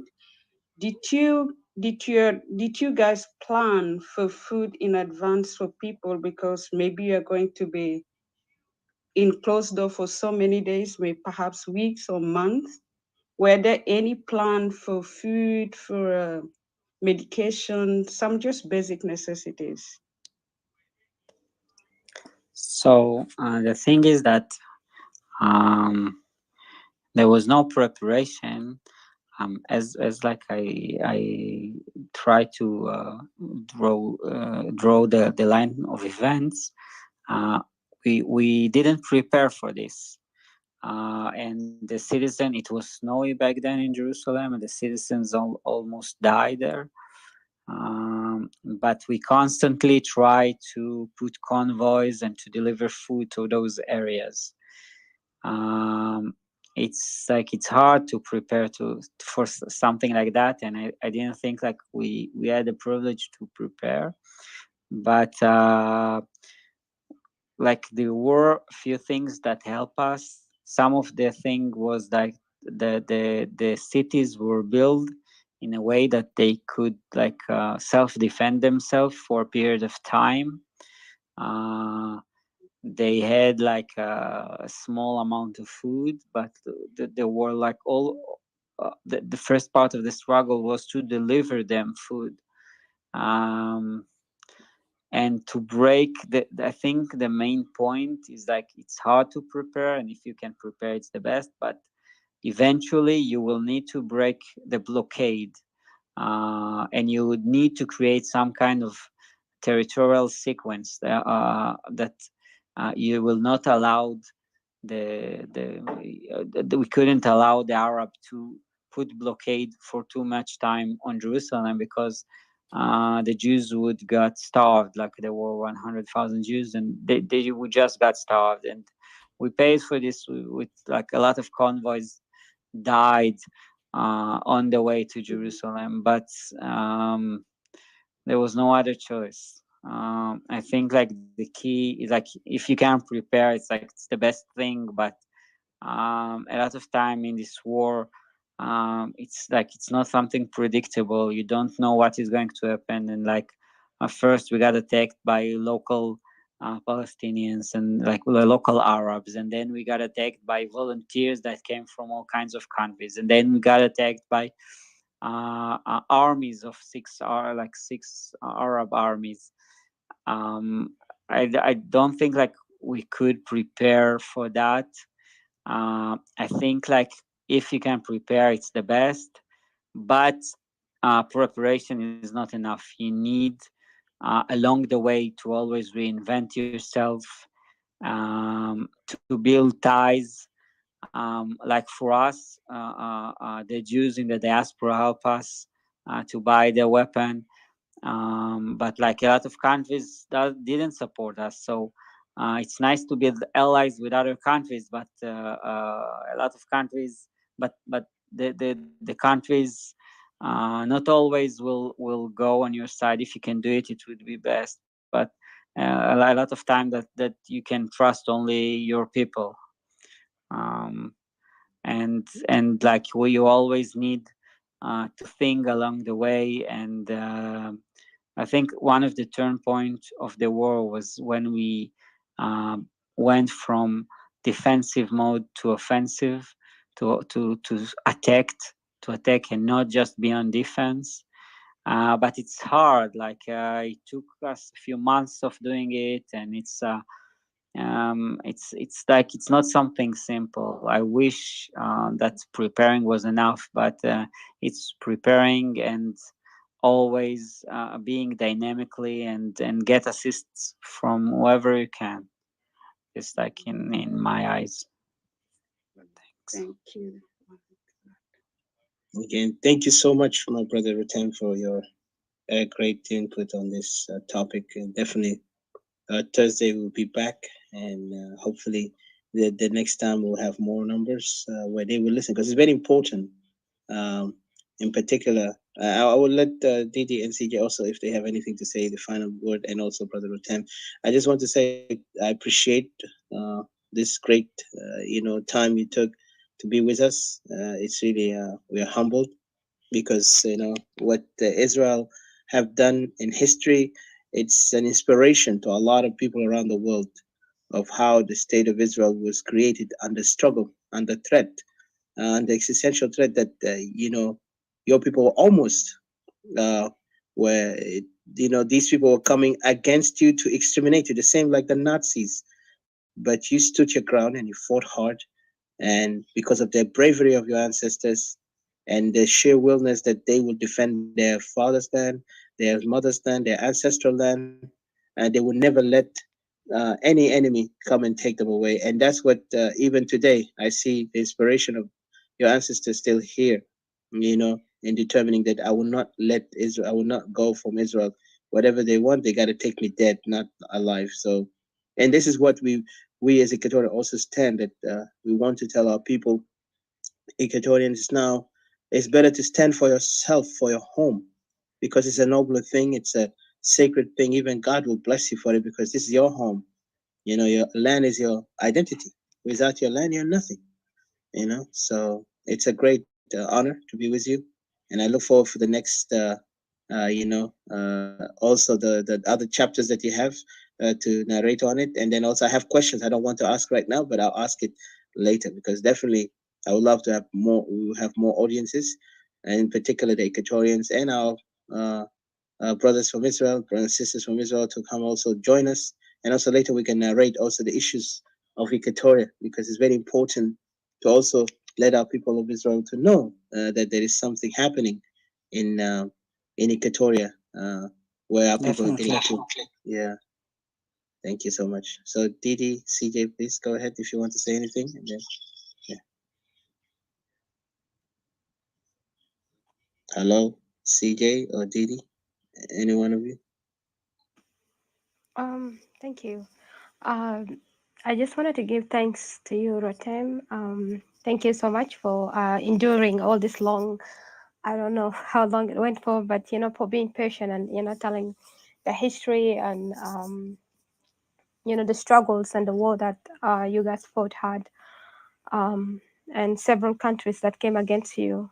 And like also, I would really have questions, but then because I listen attentively, my questions was going to be narrating towards like because we were actually wanted this to be an inspiration and how the strategic and the momentum that you guys have to inspire our people and stuff like that, that fear is not an option, something that one can boast upon themselves. But yeah, I'll say that I will not bombard you anymore, and I will just leave it for Thursday when we come next time. And also probably because next time we will be probably like also like living it on our StreamYard on a forum, that it can stay there as a record. And because a lot of people from our people down there, they come and see because of different times and also security purpose. So people come in their own timing. Usually when we do live, we mostly targeting our people down there rather than audience which are only out here. So they usually come in their own time. So this will really be so beneficial to them that they can be of a courage and be inspired of the next episode that we're going to be carrying. So I just want to really to thank you so much and thank everybody that is up here, Odysseus and CJ, Nancy. Thanks to Babola, Chukudum, Davidka, Moses, and Isabella, and Ben Johnson, Alio, I think Zol, and Junior. Thank you. I hope JF is for Junior. I'm not. I hope so. So I just wanted to thank you guys so much. This is really a very productive conversation and or discussion, you know. Like it's been said, I usually like to say this, that an iron sharpen an iron. Um, in this case, this is what it is. Like if you needed to fight, you need to exist basically. You have to look into an example or a people that have done it, have walked the walk and talked the talk, and then you can get inspired. So in this case, we're really happy and glad to have you here. Thank you so much for your time. And I think I'll leave it here. And I can't wait for the next episode on Thursday.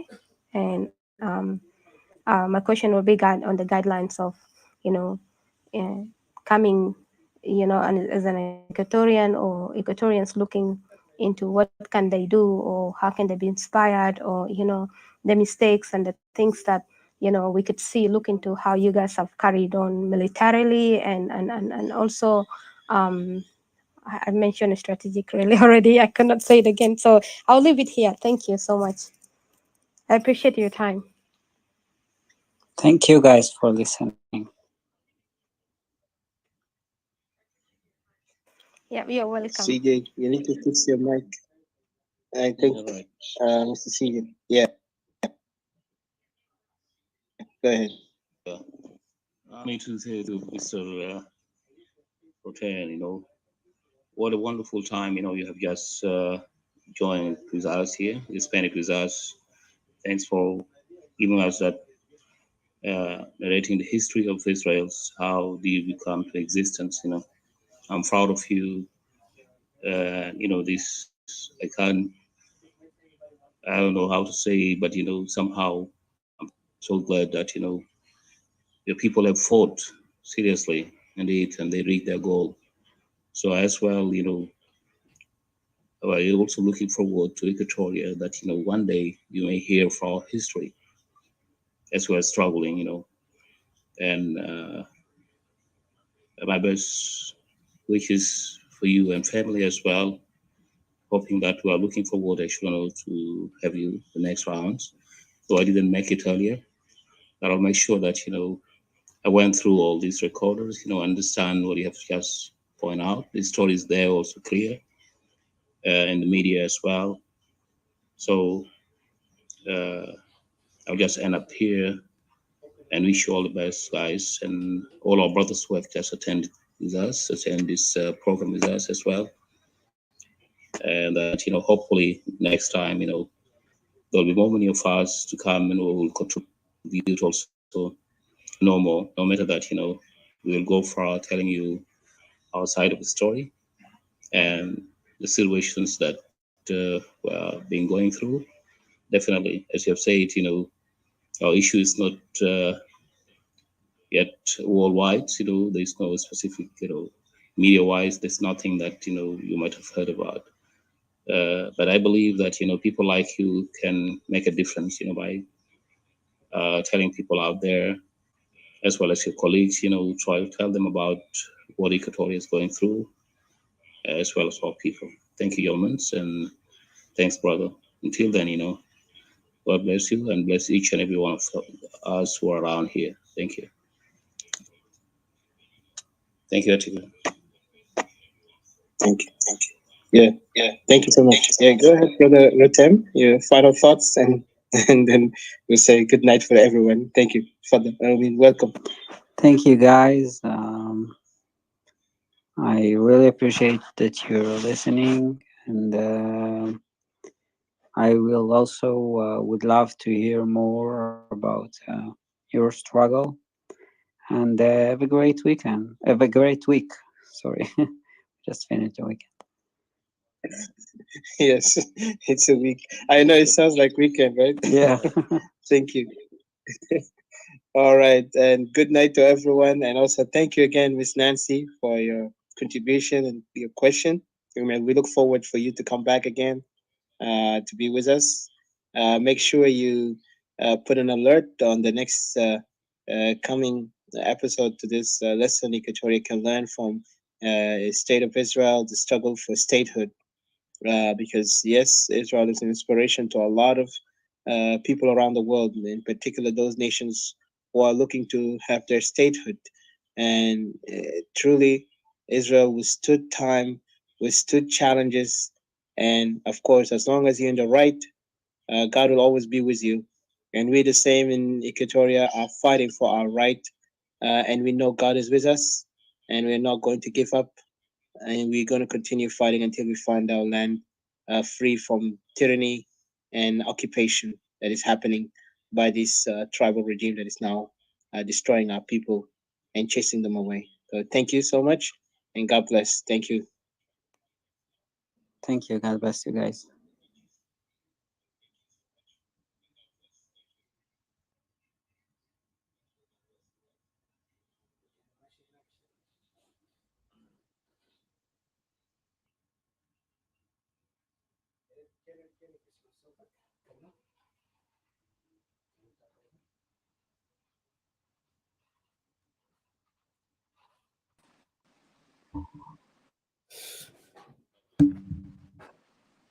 Um, thank you. Can you hear me? Oh yes, perfect. Are you here? Thank you. Finally, Oh yeah, yes, thanks. I am. Yeah, I think I moved to my iPad, but still I feel like using the computer would have been better. But Oh, I awesome, have to use awesome. my Because I was iPad. like, yeah, please. I hope you can speak there. That's good. Thank you, and thank you for those who are watching us, also following us. Go ahead, Didi. Thank you. Welcome. Welcome back. Yeah, I just wanted to thank everybody that is here and people who are gonna watch later on as an inspiration. Thank you so much. You're awesome. You've been valued, and every time you interact with any videos that we make, it's really important to us and it's special to us because we connect really through the this settings and these issues. That's how we connect with each other, and that's how we communicate. In every struggle, that you find the people that are struggling, being abused, marginalized, they going through genocide. There is always a way and a language that people will communicate. There will always be a window, that God will open up for this kind of group of people so that they can educate themselves and they can sharpen themselves. As I usually say, that only an iron can sharpen an iron. So I think this is roundabout time that we should be at work. Really, we should be waking up from our sleeping, and we should really, like, everybody take their place. There is no I am young. There is no I have no experience. There is no I am old. There is no I'm afraid or something like that, or I'm not sure what I'm gonna do. We all gonna muck around until we get ourselves right, to our land and get ourselves free. Um, the problem that we're going through is really not a matter of joke. It's not a matter of if I just brush it away, kind of messy, we bunker down and think that, you know, I can act submissive, for example, and I can be masakin, na maunu siyaja, mashakil they will go away. But no, the more Zol can push it around, the more you quiet, the more Zol they push it some more until to the extent that it will go nowhere to stay. Just like you see now, Equatorians right now get to Rejunas, get the next country, which is the neighboring country. And this is something that Equatoria my experience في في حياتهم before, until um, let me say بكون زمن colonization back, and then even during زمن اللي كان احنا مع ناس North Sudan. At least Equatorians كان عنده dignity, زمن كان ناس دي جيني سوا, ناس كان عنده dignity. و إذا كان عندنا continue that stay في السيستم ده كان decentralization ده, أنا ما أعرف بعربي جينا ده شنو, but اللي هو كوكورا, which is nas like to misinterpret usually what the kokora de nas ketir gi fail في area de so miserable يمون describe حاجة de قال فيني kokora de مثلا إيتا مدار ناس ولا شنو but kokora could mean a lot في روتان تكارو language. kokora طبعا exactly هذا mean like إتا جي قسم حاجة الاثنين ولا إتا جي قسم حاجة سوا سوا عشان كل زول بقدر إتا كان مثلا جي قسم أكل في نص ولا أي حاجة في نص ولا يتقسم حاجة ده into two ولا into three or into four parts عشان بيتيموا la iya zol de amana to zade ma be mana gale Equatoria gesimu nas bara وشيل حاجات bara من الناس ففي زمن ده طبعا Equatoria در نظام Equatoria wants a way of organization, a way of Equatoria want to carry on with civilization, but Nasan in the Mader can, Mon Mader, and they don't want to even to look into what they have in their goodies, in their basket. They don't want to use what they have. And even to this time, it's really shocking, Lana, that, Anna, Jasma, Naza fi Beletomon, Hinaka Tara Beletomon is very good, even Beletomon is very fertile, rainy waters and stuff like that. But naza bes ma bagdar geni fi mahala mon mafrut kutu fogo keda mon geni mahala nas fadalu mon fogo keda mon geni zaman min turjumon min zaman ta mon jera min tijata north min tijata Sudan behnak nas fadalu mon keda mon jegeni but mon agili bubiga mon gamu nefsa to mon ya asiya do mahal. And this kind of people even fi zamani ta kanainu zamanna kan fi zaman ta Sudan al-kabir dak Sudan at large. Nasa kan magi identify gisin to mon junubin to begin with. Kan mon gosif junubin da mon gosif da inna.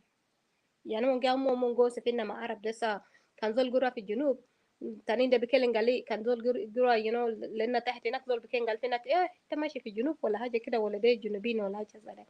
So nasa aslan mon kan ma kutubala to mon menna sawa wala haja zare. So fi kidib ketir nas kan gonu so gali zamanin na kan geni sawa na kan munu la ده كذب. أنا متذكر زمان كرتون بس يليموا ناس وفي كرتون ذاته ناس كان كل زول جيجاني في حياته وبكون مدارس يا كان جيلي ناس لكن ذاته ما تدخل كتير كده يعني كان not that much كده interference و mostly تبلغوا even ناس كتير كان جيجاني in particular سبب يلا كمان كان دي جا في موضوع بلد هناك ده تكون عارف تكون كله فاهمين كان ناس جيجاني كيف في ناس ما أينو ناس تانين ديل لحد إلى بعد زمن تا كوكورا من كرتوم زمن تا كوكورا من السودان which is قريب ده في 2000 I think is it 2011 ولا كم the اسمه شنو the secession زمن ناس قسم من السودان they أدوب ناس تانين جارف قال في ناس تانين من محلات تانين ناس تانين أصلا كما جابين كبرتا ناس تانين ده وسوما تانية maybe في زمن تا SPLA ده في غابة ناس تانا الجوين هناك ده يلا ما زمن الSPLA جا بيجا دخل في محلات تانين في جوا بلد بهناك جا جاني تابو ناس قتلوا ناس راب ناس عمل حاجات دل كله دي بكون يدوب ناس تانا تانين دل ده يعني يتكون بيجي جا عارف ناس دل أشكال وانواع تومن وbehavior تومن أعمال تومن كيف تكون كله جا عارف أنا بس قلك بتلاقيتكم بعربي إنجليزي عشان كان في زول المعرف إنجليزي at least so بلاقي to share من Arabic simple and أنا keep it simple إنجليزي and simple Arabic so أنا داير أتكلم شنو Equatoria كده ناس ما give up أنا داير يوم إن it's like إن جيجا run series تا SPLA exactly إن جيجا ونسوا بعد موضوع تا SPLA بعد وين وليه SPLA بعد ب أنا داير ونسوا كلام ده حتى جيتا ما في حاجة بدوسو هي حاجة كله بونسو برا وليه reasons الناس أنا even join SPLA we'll talk about it we'll make a series about it a series that will go maybe shorter time so that عشان الناس بقدر أسمع وأنا جاي expect قال لي كان في ناس تانيين ديل ما بقدر جا participate فوقه لكن بس أنا دار زول كان جا participate في زمن ده كده زول ما جا ما كده كده زول ما جا عشان أو در كده I know قالي برا هناك ما أو كان شغال ولو در attract ناس ده رجيم ده لو در جو نسينا عشان كده اسمه قالوا زول كويس يلا تروجي بيو ناس تو برا إنما درنا ناس ده ندر ونس كلام ده جدي كده كلام ده حتة بحقيقته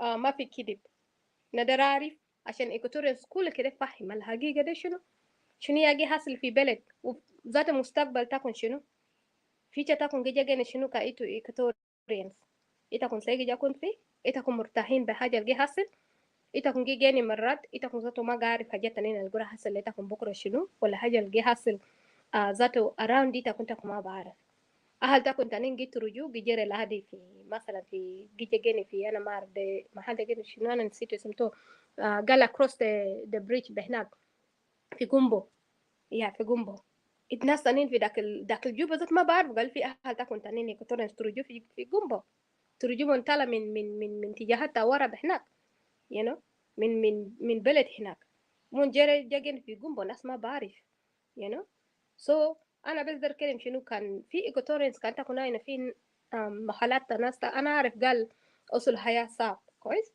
لكن أنا أعرف قال لي كمان إنه بقدر ساعده بعدين إنه بقدر ميدو إيدين سالك أنت في ورا هناك كان تسمع في ناس سكي الترجو والله كان إنت عنده حاجة بسيط سالك كان نودل سالك كان شنو سالك إنت بميدو إيدين كمان تبودي بس ما بيجيني لأنه إحنا سالك أن البارين ده إحنا عدد أنا ما أكتر زي عدد تكون الجوا هناك ده إحنا بشكل إنه بونس إنه بيحاول ساعده ليه مقروش شنو عشان كده بيو أكل هناك وشنو لكن أنا أعرف قال في ناس تنا كمان هناك تكون شغالين في منظمات تكون شغالين في حكومة تكون شغالين في محلات تانين زمن تحسد ده ما زمن تفساد كويس ده ما زمن تا يتدر عملوا بيو حاجات عملوا شنو ديكوري حاجات بيت وشنو إتا جامل حاجات ده شنو جيجي شيلو من إتا ده ما زمن تحسد إتا كنين قروش كده كرتا سيب قروش كده إتا بلان لحاجة كويس إتا بلان لطريقات اللي بيجا سيف إتاكم تانو ده بس حاجة أنا بيكلم لتا بلان لطريقة ساعدوا ناس الجي شكل لتا هسي اللي بيفريتا بكرة عشان إنت بكون مرتاح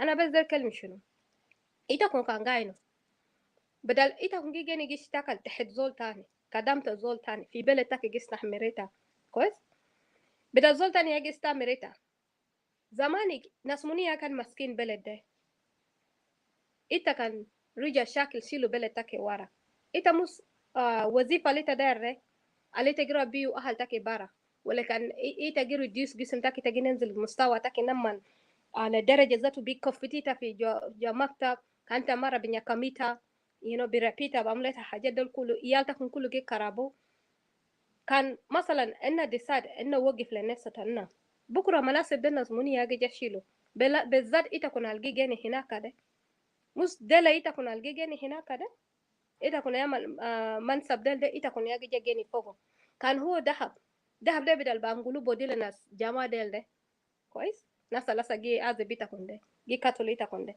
كان إنه وقف كويس إنه طلع بلد تنا ده كويس دهب ده جي يكون لناس منو مش دهب ده جي جام فايتا كون إتا ذات يا بكون ذاته زول المسك دهب ده you're the one will be in control and you will be the one benefiting yourself and benefiting your community إنه دار بلد الجيت تاور ندار بلد الجرو لقدام ما بلد الناس جي جين كانوا ناس جريجا ورا تاينو بلد ما جي موف ahead ما في health care system أصلا هذا في جوا villages كيف يعني في جوا villages ناس لسه جي جين كانوا وتدا لسه أرض كانوا لسه كلاجو جديد يعني ناس ما جي موف لقدام وانت كان قاعد in this world عالم ده كله طور خلاص عالم كله فات قدام كيف يعني في جوا بلد ناس بس أسروا ناس جي جين frozen في جوا مدينة تانين ذاته big towns تانين أسروا ناس بس جي جين كانوا ناس يعني كانوا أصلا يعني أنا ما أعرف كانوا إنه ده يعني إنت ما عارف ذاتي بتسكرايب كيف ناس زي ما دار تطور جسم تتومن ليه إنه بيلخبط إنه في منتاليتي تناس زي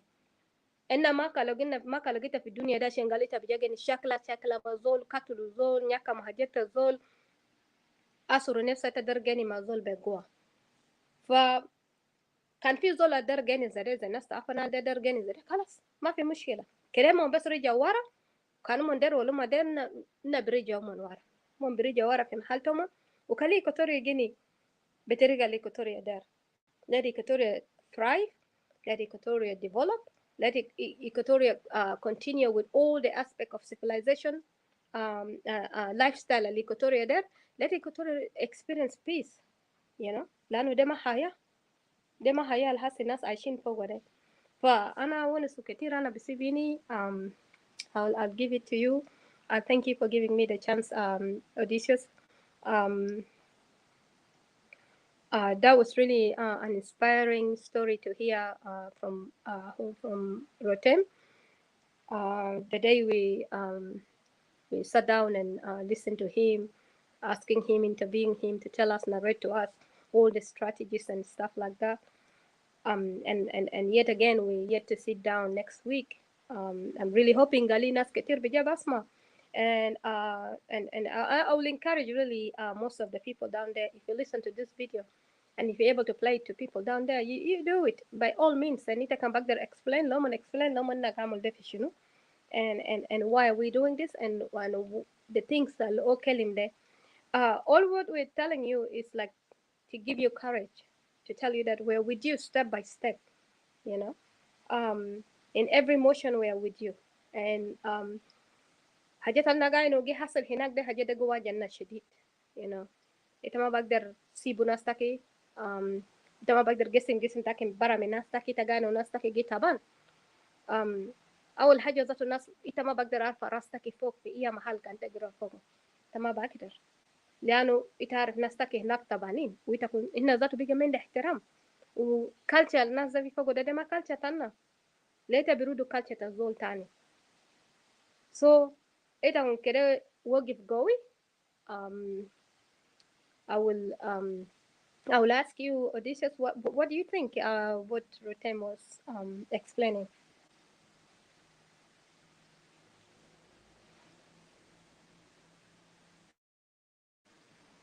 Can you hear me? Hello? Yeah, Yeah, repeat the question again. Sorry. yeah. I was just saying, Hmm. what were your thoughts, and what were you thinking?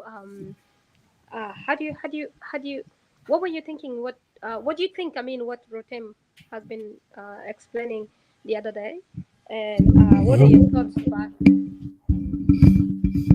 Yeah, thank you. That's a good question. Well, I had a lot of thoughts, to be honest. I didn't have one idea, many ideas, many thoughts, because when I was hearing, uh, and I'm proud to call him Brother Rotem because he was really humble to come around us and speak with us in a very meekful way, in a meek way, that he tried to explain to us the struggle of Israel, to the extent that they came they came to realization that there is nothing greater than to fight for their land and their history and legacy.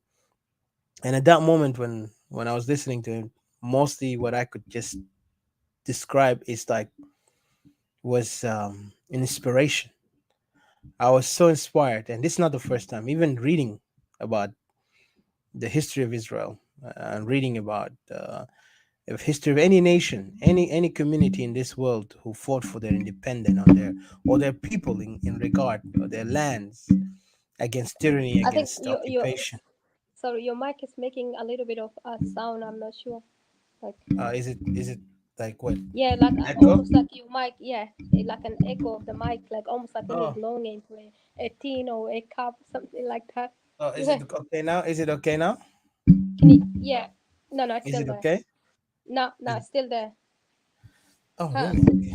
Yeah, Okay, hold on. I think yeah. something. Actually, it's getting worse. Oh, really? Okay, hold on. And then Oh, there's like a traditional lugar ولا حاجة.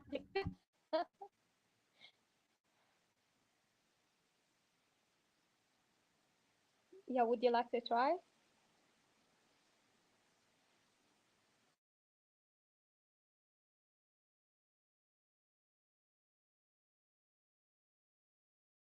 Yeah, sorry guys. I think he's fixing his mic. He'll be back soon. Yeah, but that was really like inspiring. Can you imagine? People came from nowhere, having nothing, to come to fight relentlessly. هم ذاته كمان ما شاكلوا against one person, not against one group of people, but multiple countries, well organized countries. They are fighting against. They were fighting. I mean, not they are. They were. They're still fighting. They still have some struggle going on, but they were fighting against a well-trained armies, a well-organized combat. Is it combat or combat? Nations that have yeah. Well, formed themselves. hello.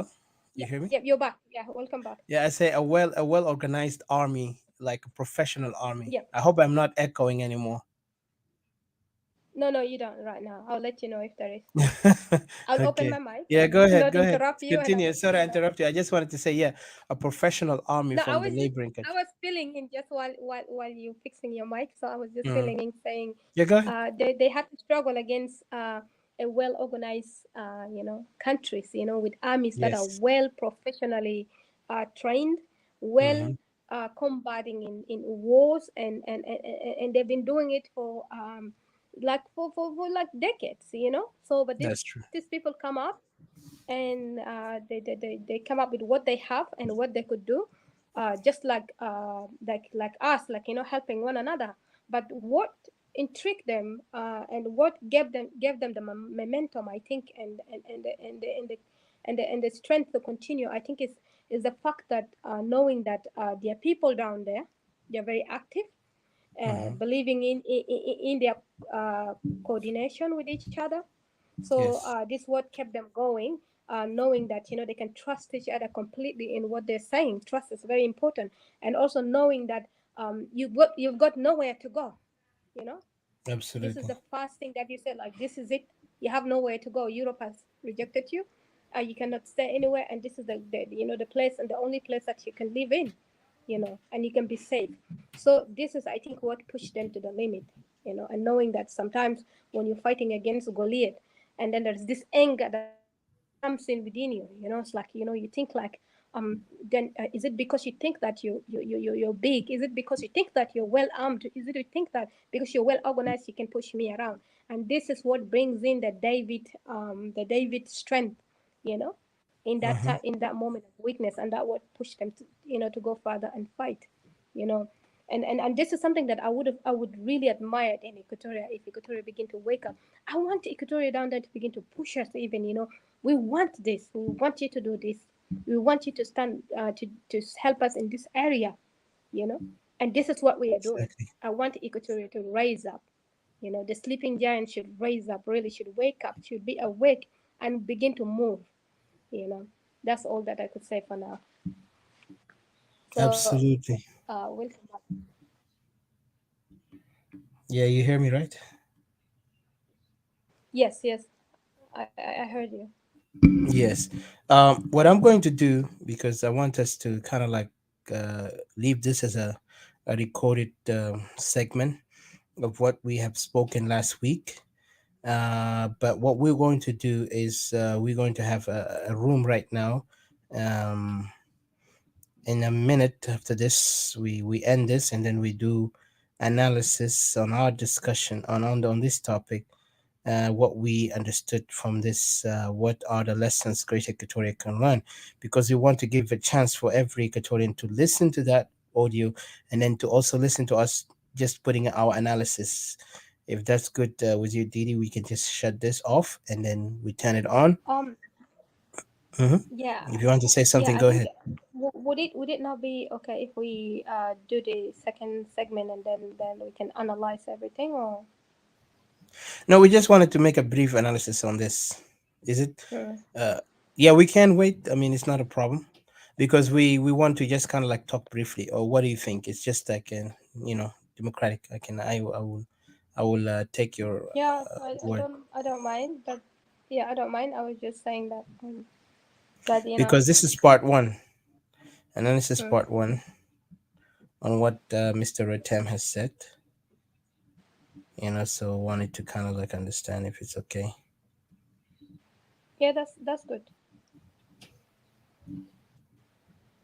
So yeah, I know a lot of people now in Clubhouse are talking over there, but it's nonsense. Mostly they talking about things that has no any use, blame game and insults as usual. You see the crazies and the psychos are speaking out on trying to still, I don't know. These people are so much in pain and agony every time they have to mention us as Equatorian who are calling for self determination as separatists, as we are a problem and all that. And, like it's really sad. And I see there is a room opened right now. I think it's been a while.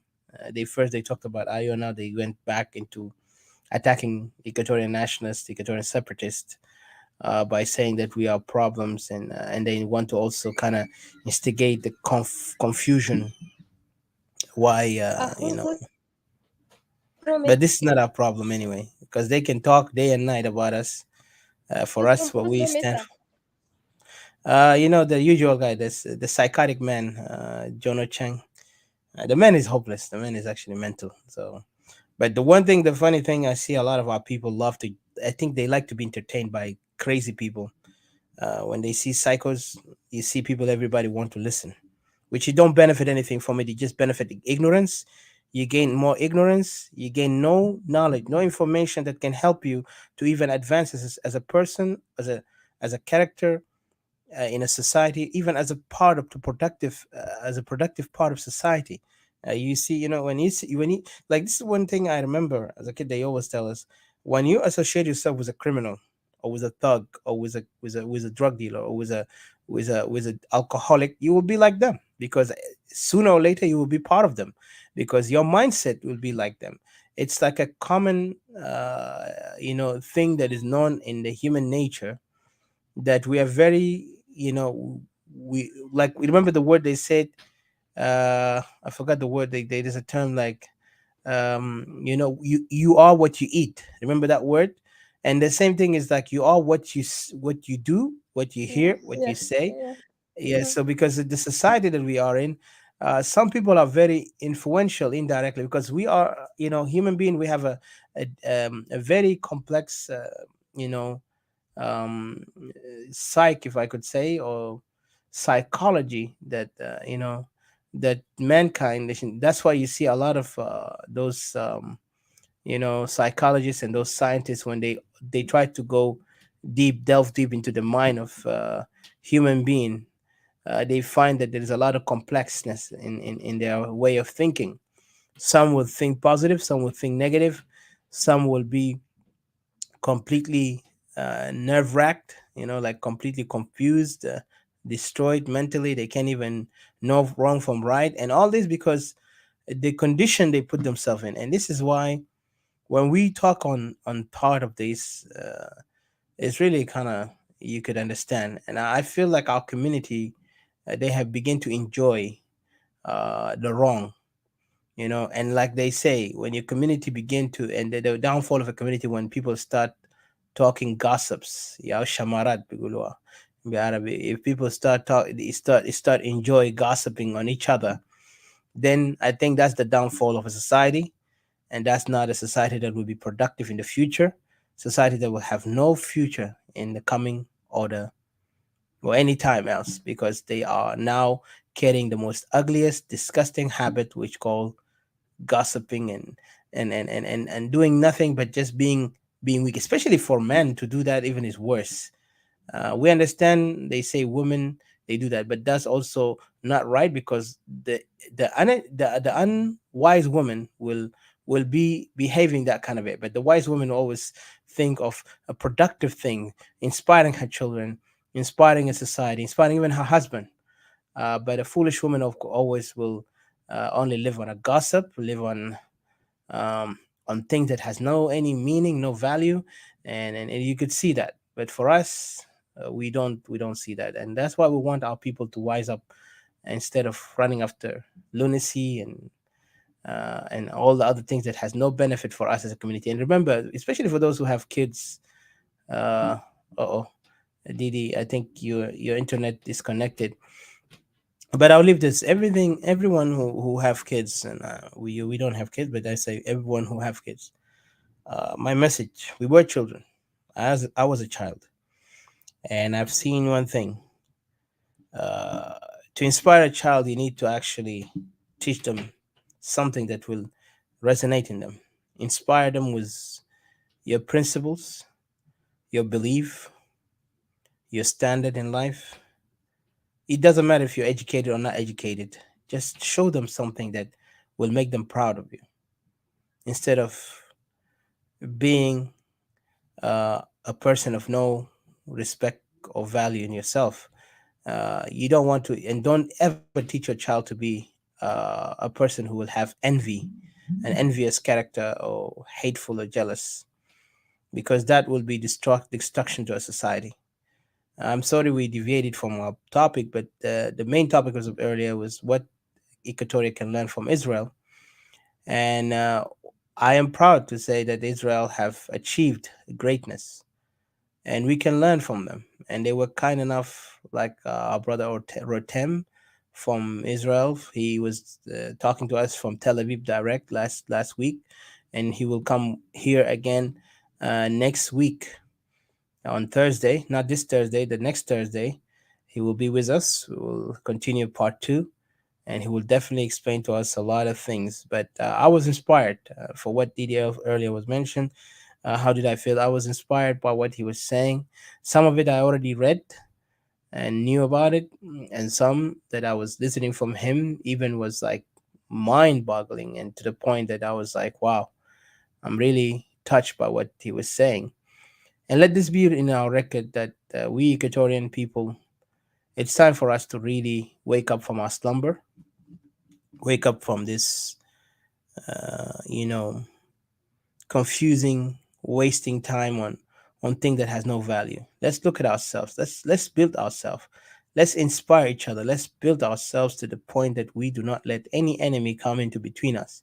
Today we see some fools and buffoons who are right now, and especially in Clubhouse, I've seen a lot of ignorant people who are running around out there doing the most ridiculous things. Especially like right now, there is a like the craziness that is happening, you know. And one thing you have to understand also, our enemies are using those ignorant people and these foolish people, these mentally disabled people, and I call them disabled, to the point that they will come up with any topic even though it sounds interesting, because the topic will be titled just to you know, to entice you. يعني العنوان بيكون كمغص للاستوائيين، واخص شو مغني اتاك استوائيين. يعني هسه الشخصيه اسمه جون تشانغ ده he's always out there creating talk. وانا بقول بوضوح I'm not afraid he can go and say whatever he wants to say about me. But الزول ده صراحة ده مجنون نهائي، لأنه ما ممكن انت تشتم أهلك، تشتم أخواتك، وتعمل نفسك انت زول مصلح. يعني أنا ذاته كان ابني والله أنا بنتحر عديل كده. I'm not joking. I will kill myself because I cannot live and say this is my father, because that's a shame. He brought shame to his family and to his ancestors. خليك من عياله بقى. لأنه how could you, how dare you go to the extent. انت واحد من الناس اللي دخلت في الحركه الشعبيه وفشلت، وانت ضيعت مستقبل تاع استوائيين. لانه كثير من الناس اللي دخلوا في الحركه الشعبيه، وخاصه الشخصيات زي ده اللي ما بيتوبوا، ما بيعرف ان هم عملوا خطا. He want to come around and just insult Equatorians, say the worst things. I don't want to go far. Let me stop here. I will talk the next when I come in there in the next topic. But I was a good best at the end. Let's really wise up Equatorian. لانه الانيميز بتاعنا they are trying everything. هم بيستخدموا شخصيات زي هؤلاء الناس انا قبل شويه mention like what the person I mentioned, because they know people like that are really good to create distraction. يعمل توتر وازعاج ودوشه عشان يخلي كل العقول في الاستوائيين يكونوا confused. وبالاخص انا قاعد اشوف التارجت اللي ناس الاعداء بتاعنا قاعد يستخدموا هو in the outside, in diaspora, because they see diaspora كلهم محتكين وملتصقين بهؤلاء الناس اللي هم بينادوا انفسهم هم القاده تاع الجنوبيين او تاع الاستوائيين. وبتلقى احنا بنمشي وراهم ك يعني كدراويش. شفت دراويش مهدي؟ بقينا زي دراويش مهدي. That's how exactly we are. Become like, even in English I can put it as cheerleaders. We're just cheering for them and they are riding us into our abyss, يعني للمأزق بتاعنا. So I don't want to go far. I will leave it here now. But please be careful, because today the enemy are trying up their best.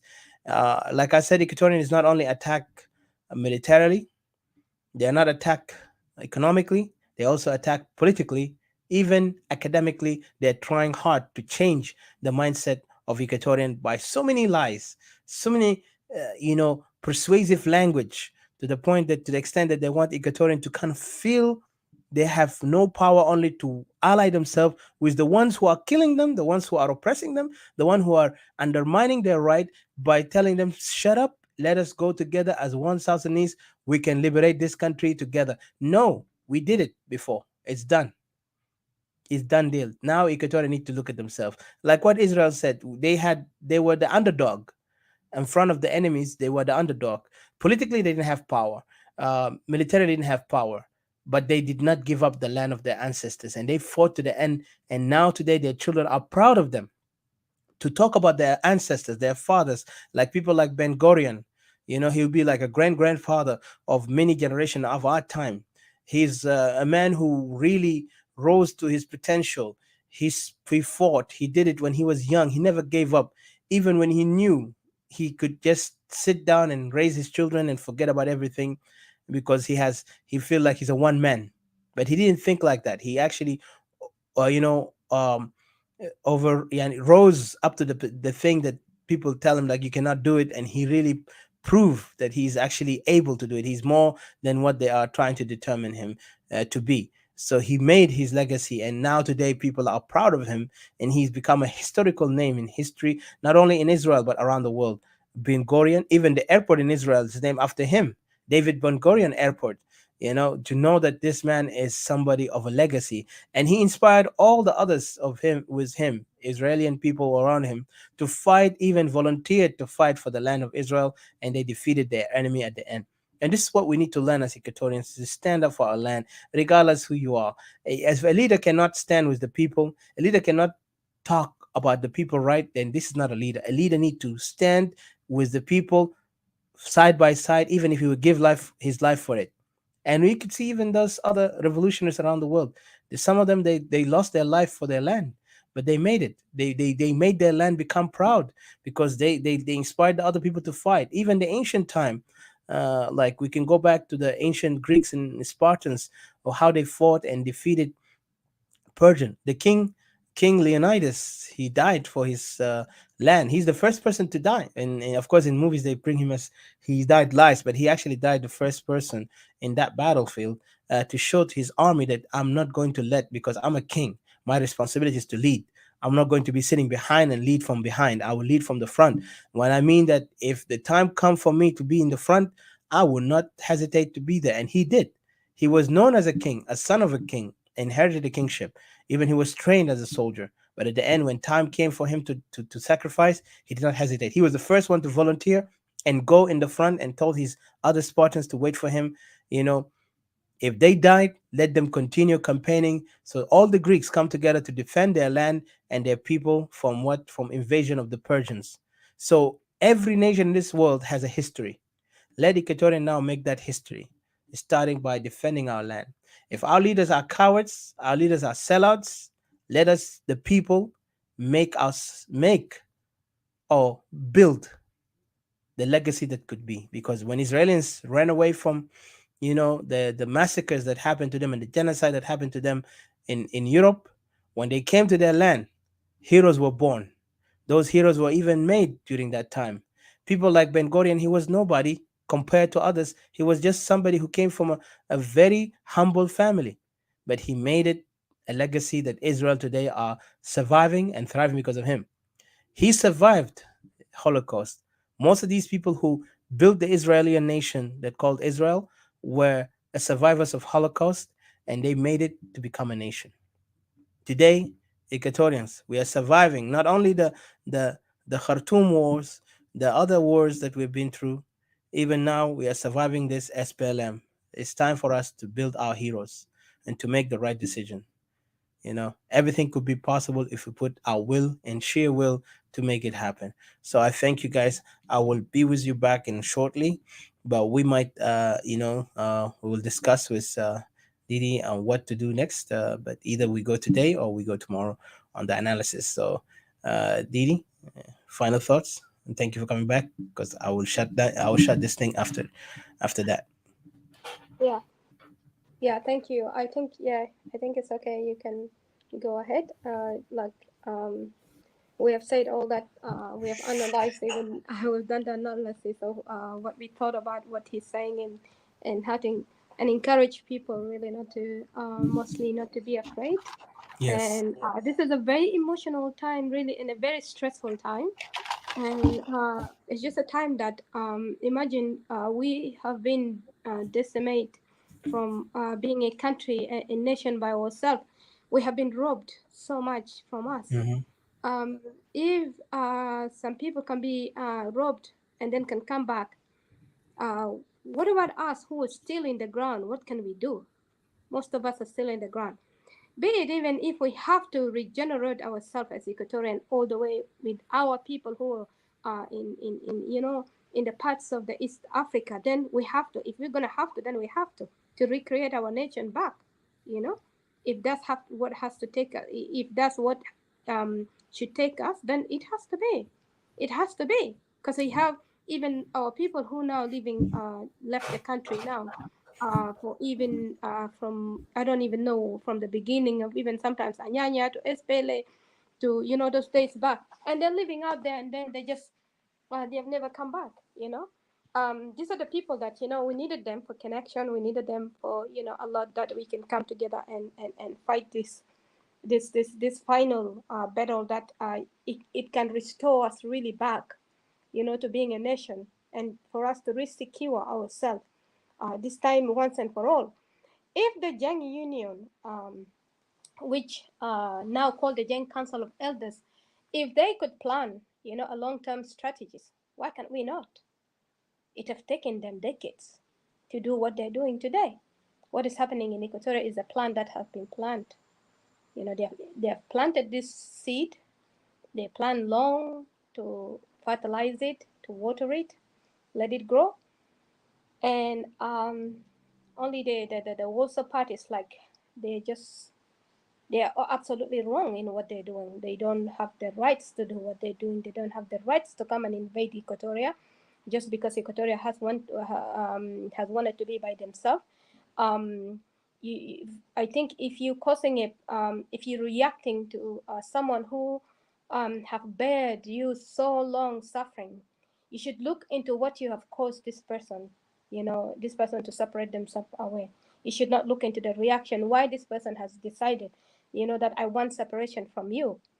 I think it's because of your actions that made that person, to want to separate.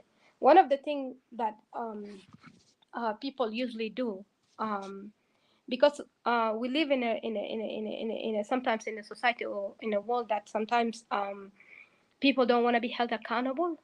People just do as how they want, and especially when you're coming from a background of such barbarical people, you could see really before you talk about even that they could oh yeah, we are one people and stuff like that. Look what they're doing to their own people.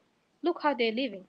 If these people cannot have peace in their place, then who dare are you to think that these people can come and live with you and you can live one as one people with no problem, with no wars, with no killing, with no, name it. There are a lot of things even are happening in the ground that most of it, even the things that we heard of in the media, these are just the tip of the iceberg. A lot of things that are going down there that are not really being told publicly yet. Well, and even to the shocking that a lot of people or a lot of countries now are becoming aware and knowing what exactly is taking place in the ground in Equatoria, in that country in South Sudan, that a lot of people are getting so shocked, and a lot of people are asking people for the awareness. Let's people bring the awareness out. So I'm here telling you, if you know anything, if you have anything, do not withhold. Do not withhold. This is the last minute. This is the last fight that we have to put. You cannot live with people that have been brought up in a way that everything belongs to them. You know, now they have their own home belongs to them, and they cannot even do anything about it. All they did is just killing themselves. They escalated themselves all the way to your country. They're killing themselves over there and killing you yourself. You know, so you can see this is from their way of life, their way of upbringing. They have no values. These people. So if you look into what they're doing right now, is some Equatorians individual are getting confused. For example, like the one that you mentioned earlier, I don't think. I think confused will be the underestimate word that if I can mention it. I think this is just a deliberate thing. I think this person, he is looking, I think, for a position. or he like you know lo ita mashi tasir بقولش تشرق سمك مش when you're going to fish, you know, the fishermen they just throw jabadat hagomba out there, you know, their net, their fishing net. Yeah, you know, seeing whatever it's gonna catch, you know, what type of fish it's gonna catch. I think this is what this man is doing, you know. He's just banging around seeing who can collect him and give him that position, you know. So because you can clearly hear this man one time in a room, he has narrated a very strange story. He said that he was one of the people went all the way over there to Bor and brought these people and put them in Nimile. Okay? In putting them in Nimile, that they were rescuing them from Bor, bringing them to Nimile. How can you rescue somebody from water? دي This is they have hello lived their entire life. Yeah? انا بس ما نقاطعك. Can we stop this one because إن عملنا 4 hours we need to leave this one Okay. as a recorded. يلا نقدر نطلع بس نتكلم حتى لو بسيط في الموضوع نتكلم. I'm sorry to interrupt you if that's okay. Yeah, that's all right. That's okay. Okay, we're just gonna put random analysis. Is that good? Instead of talking about this, so wait until the other one. Is that good? Yeah, that's all right. Okay. So guys, we will All end right. up here. Do you think we can put the music or just we shut it off and then um Um. Yeah, you can close it, and yeah. let me close it just without music, right? Okay. All right, guys. Thank you. Have a great night. Um, be safe. We'll be back with you in 1 minute from now. Okay. Thank you. Sorry to interrupt you, Didier. I'll bring you back. No, no, no. That's fine. That's good. Yeah. Thank you.